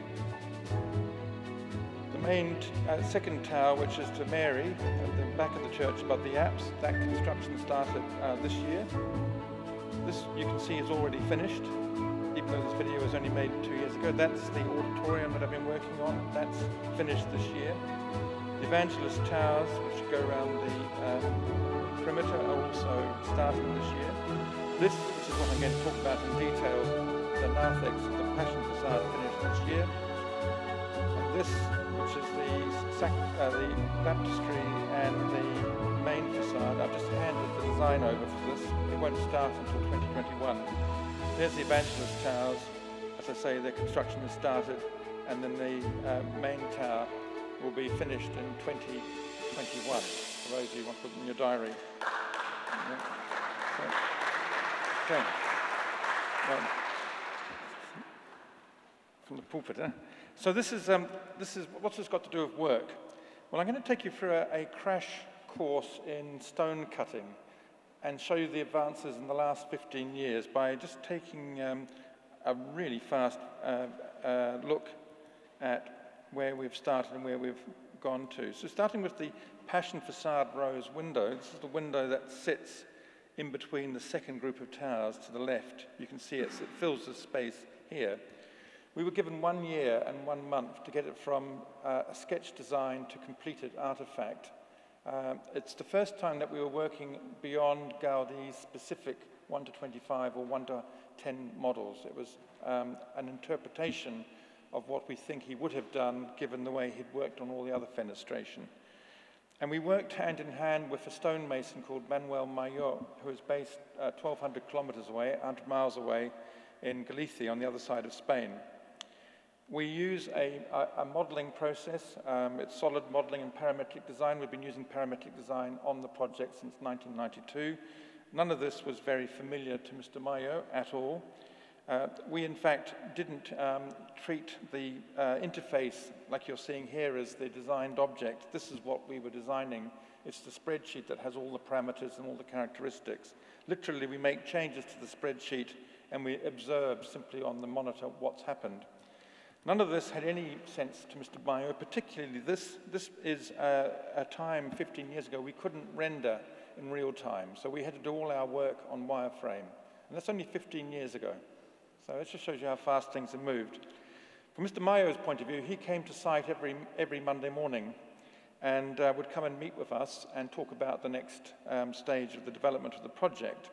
And I heard him in despair on one week talking to his colleagues in the room next door saying, I come here to talk about design and all they do is show me spaghetti. But fortunately, this is when Rhino was just appearing on the scene with its ability to render in 3D in not real time, but fast enough. And also we had the ability to start talking Mr. Mayo's language. He wanted to know how this window was going to be split up into components. And there you can see that we could actually show him what a piece would look like, and at the same time we could get it made. This is the first project in the world to use 3D printing. In other words, you just press enter on the computer and out pops the model. We thought this was fantastic. It only took about 4 hours. The machine cost $100,000, which was like a detail, shall we say. But the fact that you could do it within a fraction of a hair's width in precision, we just thought was, well, this is the future's arrived. Mr. Mayo, on the other hand, thought we were complete idiots. He wanted to know why would we spend so much time, 4 hours, on such an expensive machine with precision that nobody wants, when using offcuts of polystyrene and a hot wire, he could work from the drawings and produce the same model in 2 hours. The purpose of this was to communicate to his stonemasons what they needed to do. So this was a very big comeuppance. This is the first I'm going to show you. The second one, on the theme of work, I will take you to. We invented new ways of drawing in a relationship to Mr. Mayo. He was used to seeing 2D plans, but he needed 3D information. So here we were able to get these renders and combine them onto an AutoCAD document and then give precise coordinates. We thought, what would Mr. Mayo know about coordinates? Well, his learning curve took about 1.5 minutes, and then he realized that this was a good way to proceed. He himself was a great inventor. This is the wire, which has got diamonds in it, which normally you use. It just comes down vertically and cuts the slabs used for bathrooms and kitchen benches. He realized that if he could move this piece of stone in space while this wire was cutting, he could actually produce the object that's almost what we're looking at. It's a ruled surface And you can see how the wire's just gone through there. Now this gentleman here, this is my second comeuppance. I can't remember his name, but I said, you know, kind sir, you must be humiliated. Before you would have been given several weeks and a huge hammer and a chisel, and you would have been asked to reduce a rude block of stone to this marvelous object that comes out at the end. And he scratched his head and just wondered which planet I was on. And he said, do you really think that's what I enjoy about my work? What I enjoy about my work is this. It is actually producing the finished object. If we can mechanically remove the bulk of the stone, then I'm very happy doing the rest. So I was humbled, and I have not made the same mistake again. This is 15 years ago. There you can see the size of the project. There's Mr. Mayo standing next to one of the courses. It's 18 courses high, so it's 6 times the height of this element here. It was built for the first time using a fast-track process or lean construction. We had the bottom quarter being built while the next quarter was being cut on the other side of Spain. The next quarter above that was still being templated in Australia, and the top quarter was still being argued with my colleagues at the Barcelona University who were working with the intersection of the ceiling. We had another, all sorts of funny little stories here. This one here, it's a cold, wet day, and this guy says, how are you getting on with Mr. Mayo? Mr. Mayo was known to be quite irascible. You know, he had strong opinions and was not particularly reserved in keeping them to himself. And he wondered how on earth the Australian team and their bowls of spaghetti were coping. And I said, well, he's just written in the paper that he's working with the best modelers in the world. That's us. And I said I was astounded. But then I saw the comma. And then I saw, but of course the work of the architect is nothing compared to the work of the stonemason. At which point this guy stood up and said, that guy, there he is down on the ground. He's got a huge shed. If it's raining, he just gets into the dry. If it's cold, he puts the heater on. We're the ones who do the real work. So work is on the Sagrada Familia a fantastic opportunity to understand who's doing what and how it's all implicated in one big happy family. The parametric design allowed us to adjust the shape of the window to fit the circumstances on site. It's a twisted building. We didn't actually have scanners in those days, so we didn't know the full, but we wanted these points to arrive accurately. It's the first time we had to cut stone along Gaudi's prescription in this way. Being cautious types, we allowed a 10mm gap, as you do, for the masonry. I can tell you after another 15 years of practice, we don't need to leave any gap at all. Gaudi's system, which I can't explain to you, but it's geometrically based, is completely and utterly precise. And here you can see the window in place. That's the outside, and that's the inside. So I want to just bring it forward to the next generation, which is where we are now. And unfortunately, I'm going to go for this again far too fast.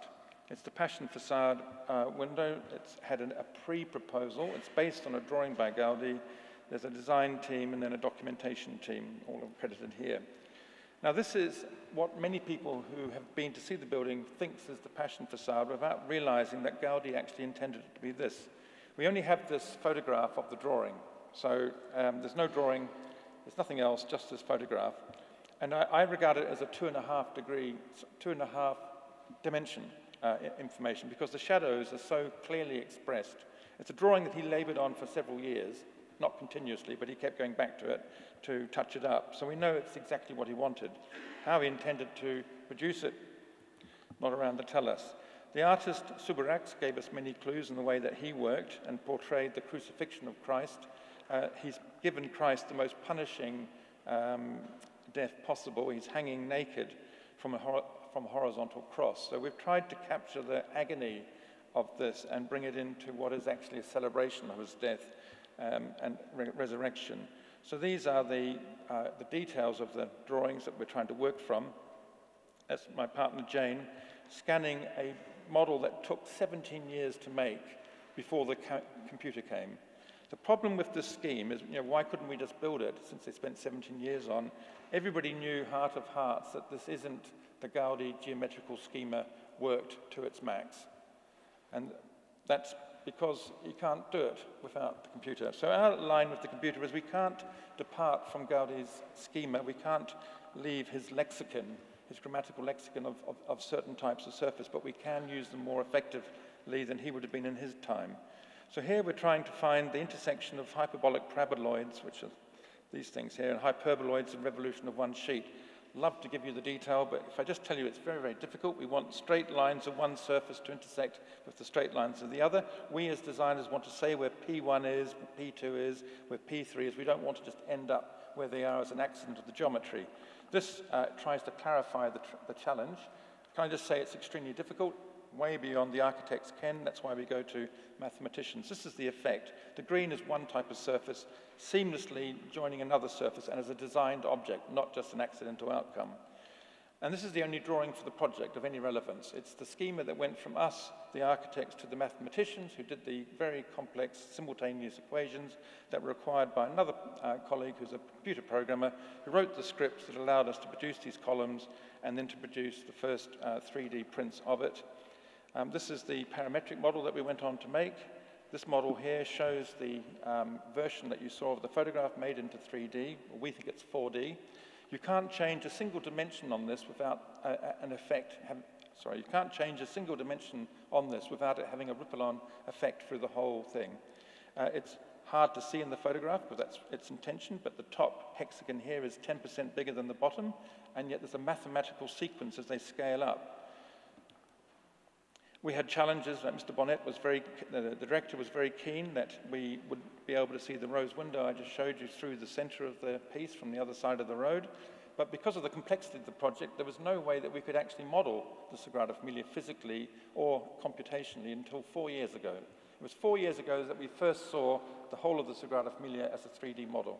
So all the work that I'm showing you had to be done with mostly in our imaginations. There you can see the prototypes that we made. This was using the shipping industry, and this is for Bill. This is made as a composite. Where it is. It's polystyrene with a fiberglass skin. It was good, robust. It was set in place for over 3 years, which of course begs the question why we went on to make them in stone, I guess. But well, it's a moot point. There they are. We even made parametric objects for this is the hexagons. We weren't quite sure, even with this computational ability, where the shadows would be. So we were able to move these backwards and forwards until we could see whether or not the shadows that we were creating were equivalent to those that Gaudi showed us in his original drawing. And then you can see the 3 prototypes there. And then in the remaining 2 minutes, I will just whiz you through the process where we use robots, and then I'll make some concluding remarks.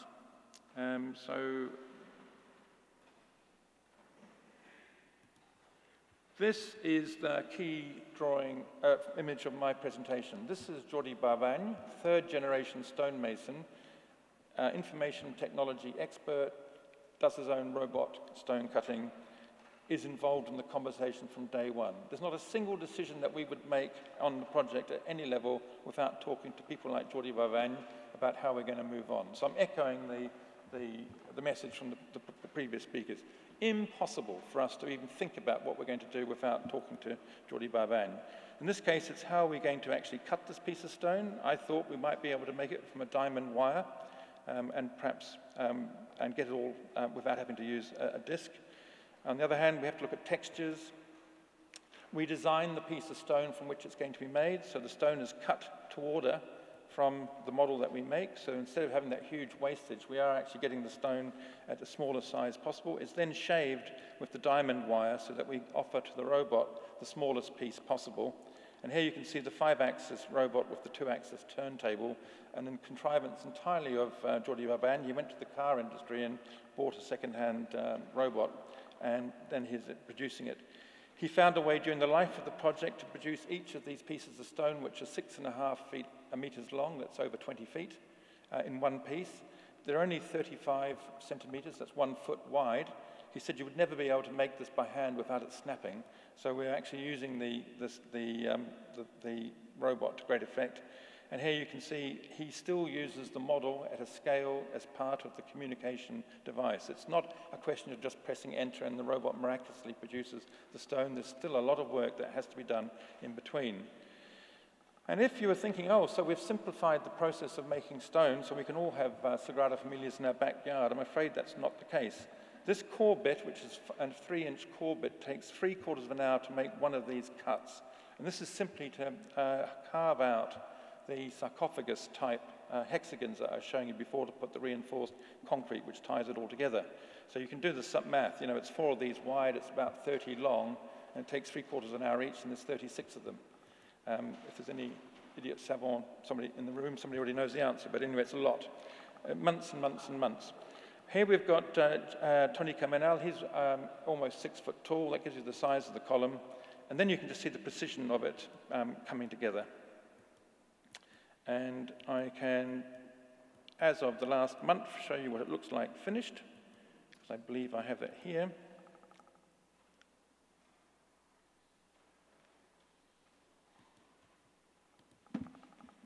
So,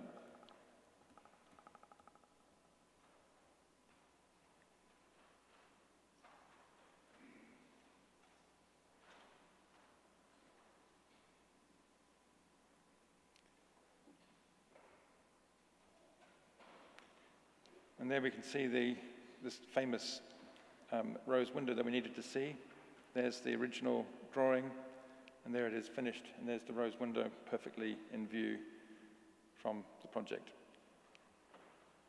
So my closing point is that yes, we can say there's a paradigm shift in the way we make things, and yes, we can say there's a paradigm shift in the technologies and the materials. All good, but the paradigm shift that I think we need is that of workflow. And I think I'm echoing my colleagues that if we just carry on building the same way, using the same materials, we're not getting very far very fast. But if we can't actually get the architects to think in terms of the 21st century and the possibilities, then all we're doing is fixing up what we were doing badly and doing it less badly. I think Gaudi has given us a clue to how we might all work together and come to the right conclusion. Thank you very much.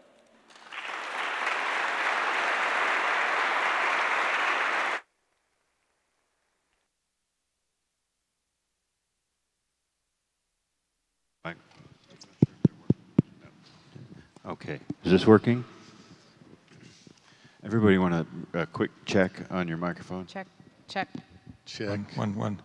Okay, I think Bill doesn't have one. No, we'll pass it. We'll share. We'll collaborate. How about that? At the risk of getting into a debate about what's better, stone, plastic, or metal, I'm going to try and steer away from the what's our best choice of material debate and try to focus on some of the more pressing issues. You know, it is my firm belief that any economy in the world that's worth its salt has to have manufacturing as a component. I truly believe that we lost a lot when we gave up manufacturing in the United States, and I'm encouraged by the fact that a lot of people are starting to reinvest themselves with advanced manufacturing, and we're seeing a lot bigger impact. That resonates here in the middle because of the manufacturing heritage that we have, of course. However, you know, people like Bill are taking a risk and taking their family enterprise and completely going into a complete different direction and dealing with architectural facades and retooling the entire business, and that's a risk that's absolutely paid off, you know, down the road for your company. His company has been around for over 100 years, right? So, nonetheless, I'm actually quite curious about what Jennifer thinks, because you know, we're preaching to the choir, to use a reference that's appropriate, you know, and we get so excited about the new techniques and new processes and working with robots and figuring out how to deal with this kind of stuff. But you guys have been doing this for decades, you know, really. So I'm curious about your perspective as we look forward to creating a better urban future. Yeah, It's been interesting to be up here, and I actually have a better appreciation of the places that architecture and engineering intersect, I think, listening to the discussion this morning. You know, but as we look at it, I think, you know, innovation comes in a few different ways. And some of the information I shared, if we look back 25 years ago and said we're going to reduce NOx and particulate emissions 50-fold, we would have thought we'd never get there, right? And so what are the challenges that we face, whether it's in manufacturing or in architecture today, that we think we'll never get there? And what you can do when you put that challenge in front of somebody, you bring people with deep technical knowledge in certain areas and different areas and put them together to try to figure out how to solve the problem, which is, I think, exactly what we've got to continue to do. You know, as one illustration Kelly and I were talking about this morning, you know, when you look at material science and you combine things like how do I use magnetic fields to transform the properties of materials at a fundamental level, and then if I do that, then how do I apply that to the many different, you know, problems that we might be trying to solve today to really transform what we're doing? I think there's just tremendous opportunity in front of us to do those kinds of things. Exactly. You know, you had a slide of the automobiles and they're running along the highway, but then you had all the buildings that were kind of launching up, and the buildings are just as responsible to deal with the issues that you're talking about addressing. And so as we move forward into the future, it occurs to me that we all have to work together in order to somehow troubleshoot and problem solve. And as we're chasing new technological means, there's a lot of knowledge that should be shared amongst all of the players in order to fashion a better world. Does anybody have any thoughts about that? Looking at me? I don't know. My sort of take-home question is, where do we get the time? When you see the depth of knowledge that's been exhibited by the two bills, for instance, from the designer's point of view, where do we access that insight? It's all very well we have the conversations that I'm espousing, but what changes in our education so that we have those insights, that we know which questions to ask, and we can drill down rather than just relying on serendipity or casual contact? Well, from our end of it, we want to reach out and keep educating ourselves as manufacturers. I mean, one of the things within my company, it's just constantly learning. In a 120 years old company, we want to constantly change ourselves, reinvent ourselves, per se, but we also tie in with the design community constantly. I mean, every week we have several design groups coming through, students in particular. We want to keep showing what we do, but also get challenged on to doing other things. You know, things that they say, well, you know, they interest us in trying some other R&D type work or something at that level. Plus, we work with artists. But we try and keep the dialogue going. You're right. You know, you don't want to be kind of hidden off in Missouri someplace. Yeah, I agree. I think we have an obligation, a responsibility to show that what we have to offer has value to the designer, and as that evolves, then there'll be a higher level of trust and confidence to work together. Mark pointed out with the craftsmen that he's learned to work with so well in Barcelona is a huge advantage to a designer, I think, in terms of being able to execute projects efficiently and economically. But it's just that we've been separated too long. You know, it used to be not so. It used to be that there was a lot closer relationship. And I think that as we explore ways to renew that relationship, we're going to find that the power of design is going to accelerate. Maybe I have to add something. I agree. I think the question of how this new design culture that is absolutely needed will look like is the central point. Where I'm a bit concerned is I don't think that it's something specialists or the industry has to tell architects. This is strange. This is I think it's good, you know, but normally architects should be, or have always been, also the driver of innovation, of change, and have through their very specific education, being generalist, have brought together and have sort of moderated such a discussion. And I think we have to, and now I'm speaking as an architect, you know, as architects we have to make sure not to be marginalized again, you know, because now something very important is happening, and as you said, there has been this divide for too long, you know. Now we could catch up again, you know, claim again our central role in the planning process. Has to have to be redefined, but this has to come from inside the discipline, you know.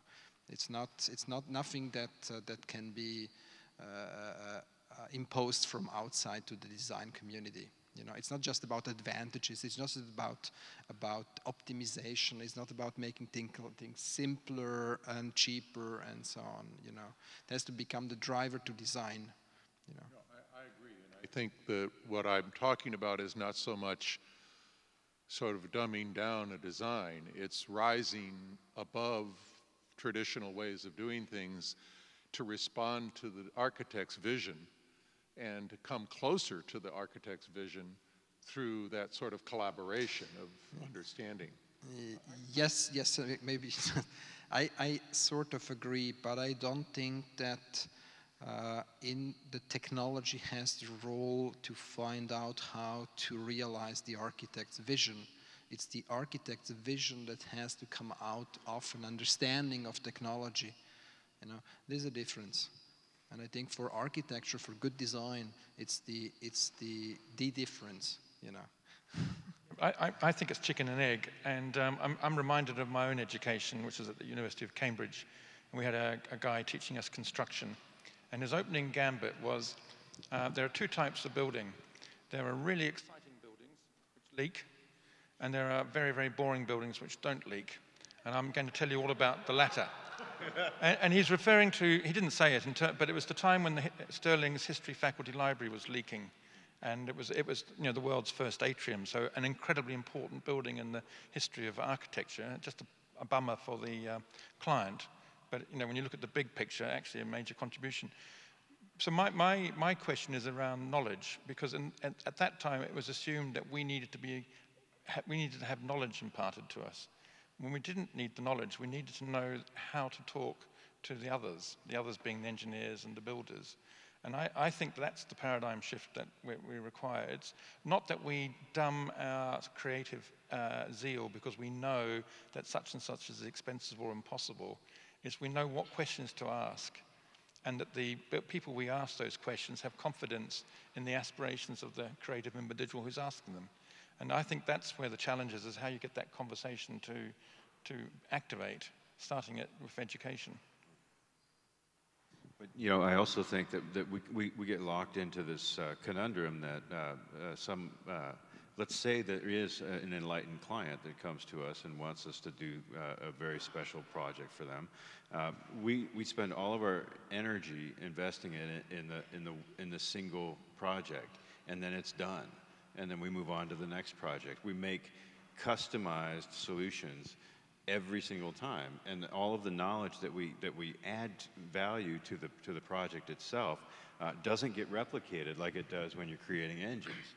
And so we invest so much time and energy into making unique one-off projects that it doesn't expand across the globe as it needs to. Mark just wrote a book about that, prototyping. Yeah, very much. Good plug. Thanks for plugging my book, Prototyping for Architects. It's in all good bookshops, but it does look at 50 designers ranging from people who, like Bill, to great architects that are well known, to architects who are emerging. 50 different conversations, 50 completely different attitudes to what prototyping is, but it's about the prototype and its role in the design process. So you don't just prototype at the end of the design, you actually prototype as part of the design process. And this seems to be an emerging opportunity. Yeah, I would agree. I mean, when we interact with designers, prototyping is a part of the experimentation of research that we do. And one thing I'd say is, and the comments on where architecture is going and how to use people that are experts perhaps in their field. I mean, a lot of industry and a lot of manufacturing industry, we've got a lot of history and background in developing systems and finishes. Some of the things that we do, we derive it from the aerospace or other industries, and we experiment within our processes, and we try and educate, our clients, be it architects or the owner. We also, from an industry standpoint, we try and teach at the universities, at least offer some of our knowledge back to kind of keep it ongoing and as flowing. It's sort of a feedback loop in a sense, but I think it's really important that industry and design have a constant interaction. Yeah. I think this is exactly the role of education, is about giving the design community a sort of self-confidence to be able to interact with industry. Because what I observed often, I mean, I agree with all these things. Design starts with an understanding for certain processes. It will not be sequential anymore. So first you have an idea, you bring it to paper, and then you find somebody that realizes it. All these things start to overlap and blur, and this is a very good thing. But this means that at very early points in time, for example, there is an understanding of the client, for example, to pay for work that is needed at a very early point in time, needs to involve or add already industry, when normally this wouldn't be the case, and so on. Means taking certain risks that you wouldn't take at this point in order to allow for this interaction. And the interaction then has a lot to do with mutual trust. This is the thing we observed. 10 years ago, in a very direct way, we're doing projects that were rooted in ideas, design ideas that then needed machines. The interfaces were not there, and we had to find contractors that would allow us to run their very expensive machine with our data.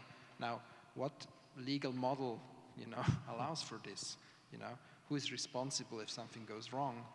Not just in the result, but if the machine crashes or destroys itself, And this mutual respect only comes up with common work, and a common understanding of the risks and the problem and experience, And all those things are not reflected in the processes as we know them from last century, And this is what, when I talk about new design culture, it goes into this direction, and everybody has to contribute. It's not the government that will, sketch this. And So I'm also curious about the state of affairs of manufacturing, and you've had some experience, Bill, I know, working with the political side of the arena in terms of the manufacturing culture in the United States. Could you comment a little bit about that? Sure. I mean,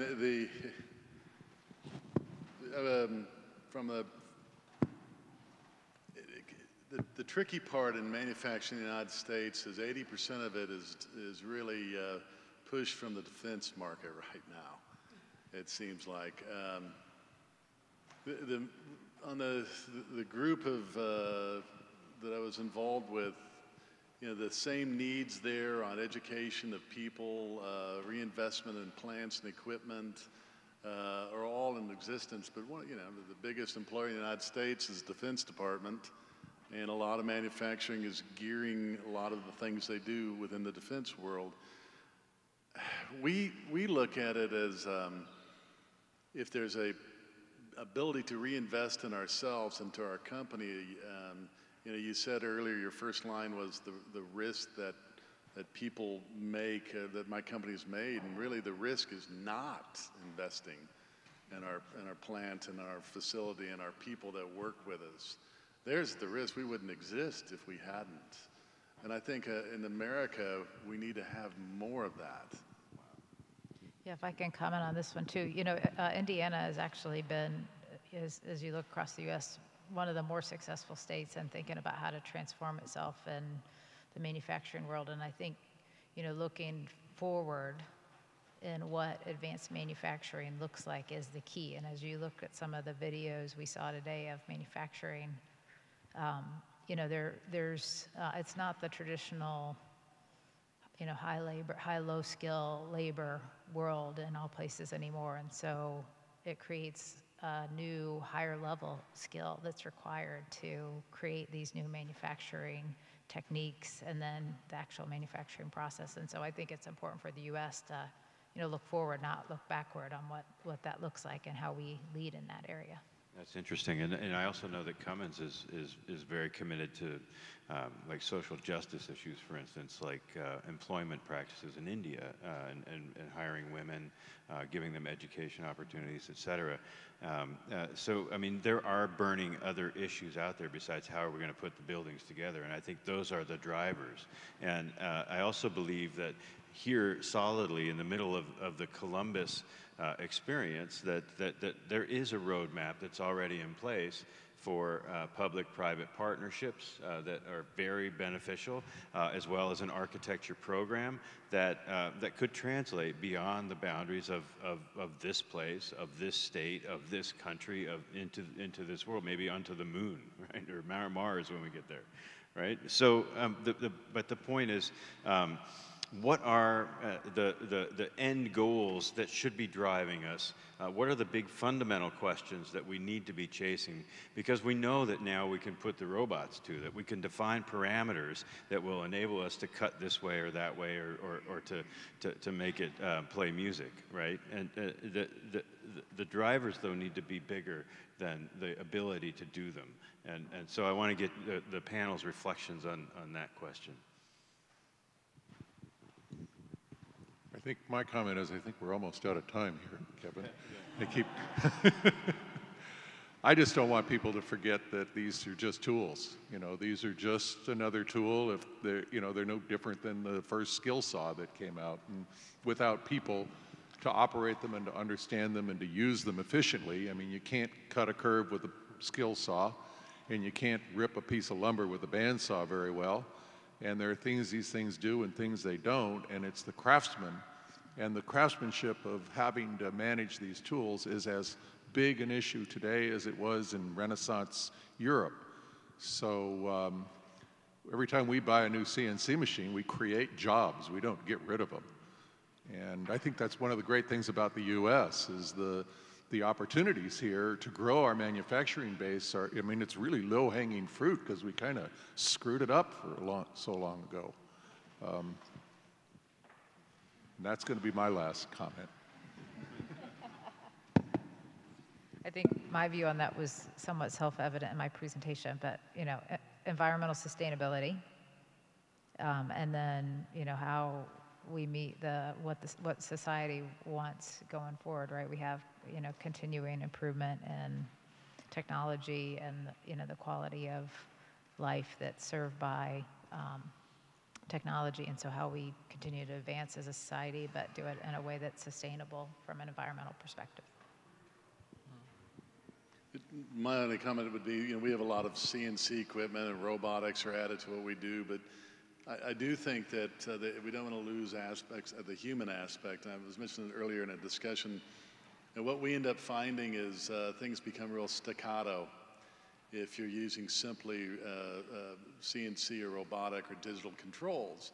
So we always add that human aspect, the craftsmanship aspect, we call it the virtuosity at the end or somewhere within the process to give it the flavor of art. Like you look at the buildings in this town and it's this really nice human edge and feel to it. I don't know really what you would call it, but I think if we go too far in our design world into being designed by CNC and robotics, you lose some of the beauty that we find in the human hand aspect of the work.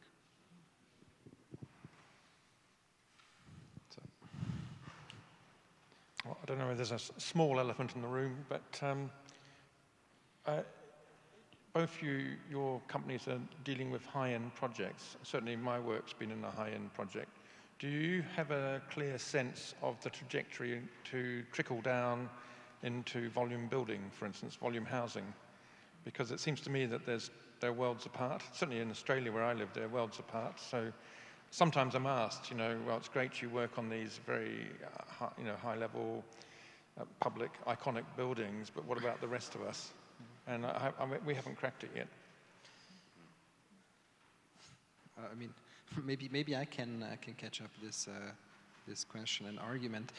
I think that we had now, for my view, for a first phase of computational design, expression in architecture, and digital fabrication.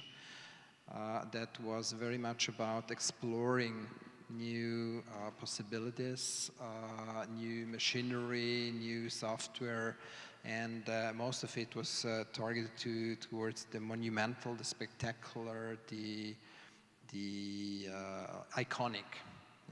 Probably this is the way things go.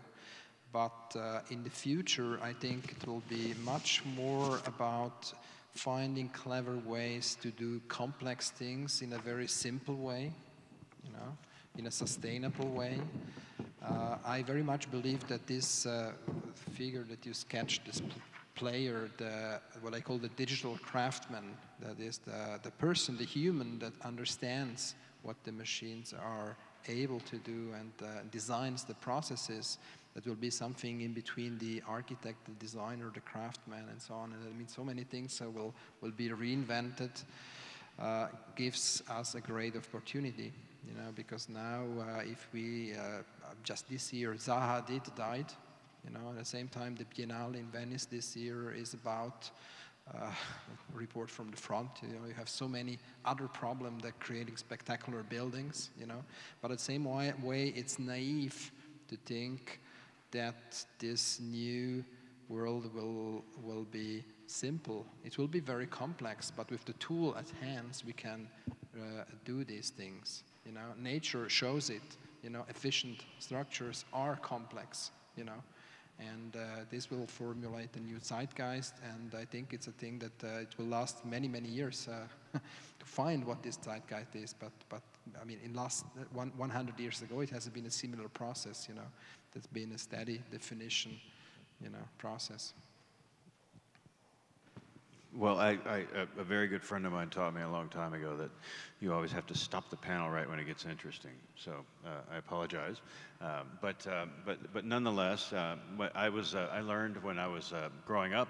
I was an acolyte in my dad's church, and he was up in the pulpit, and he was going on and on and on about I don't know what, some relational humanism, and I just took my watch out and I started holding it up to try and let him know that he's just going on, and he's well past the clock, and I'm starting to see that now here. So I thank you all really. I mean, wow, I'm very humbled and very excited about the conversation around the table. Very productive, and I appreciate all of your input.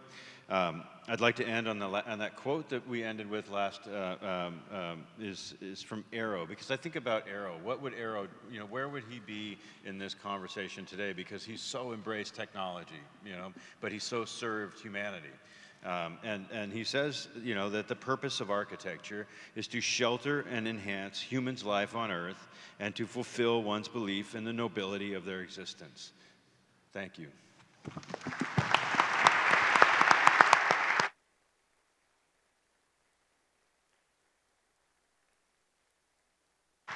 Thanks. Well, please add our thanks to Kevin Klinger for chairing this session, and thanks again to all the guests.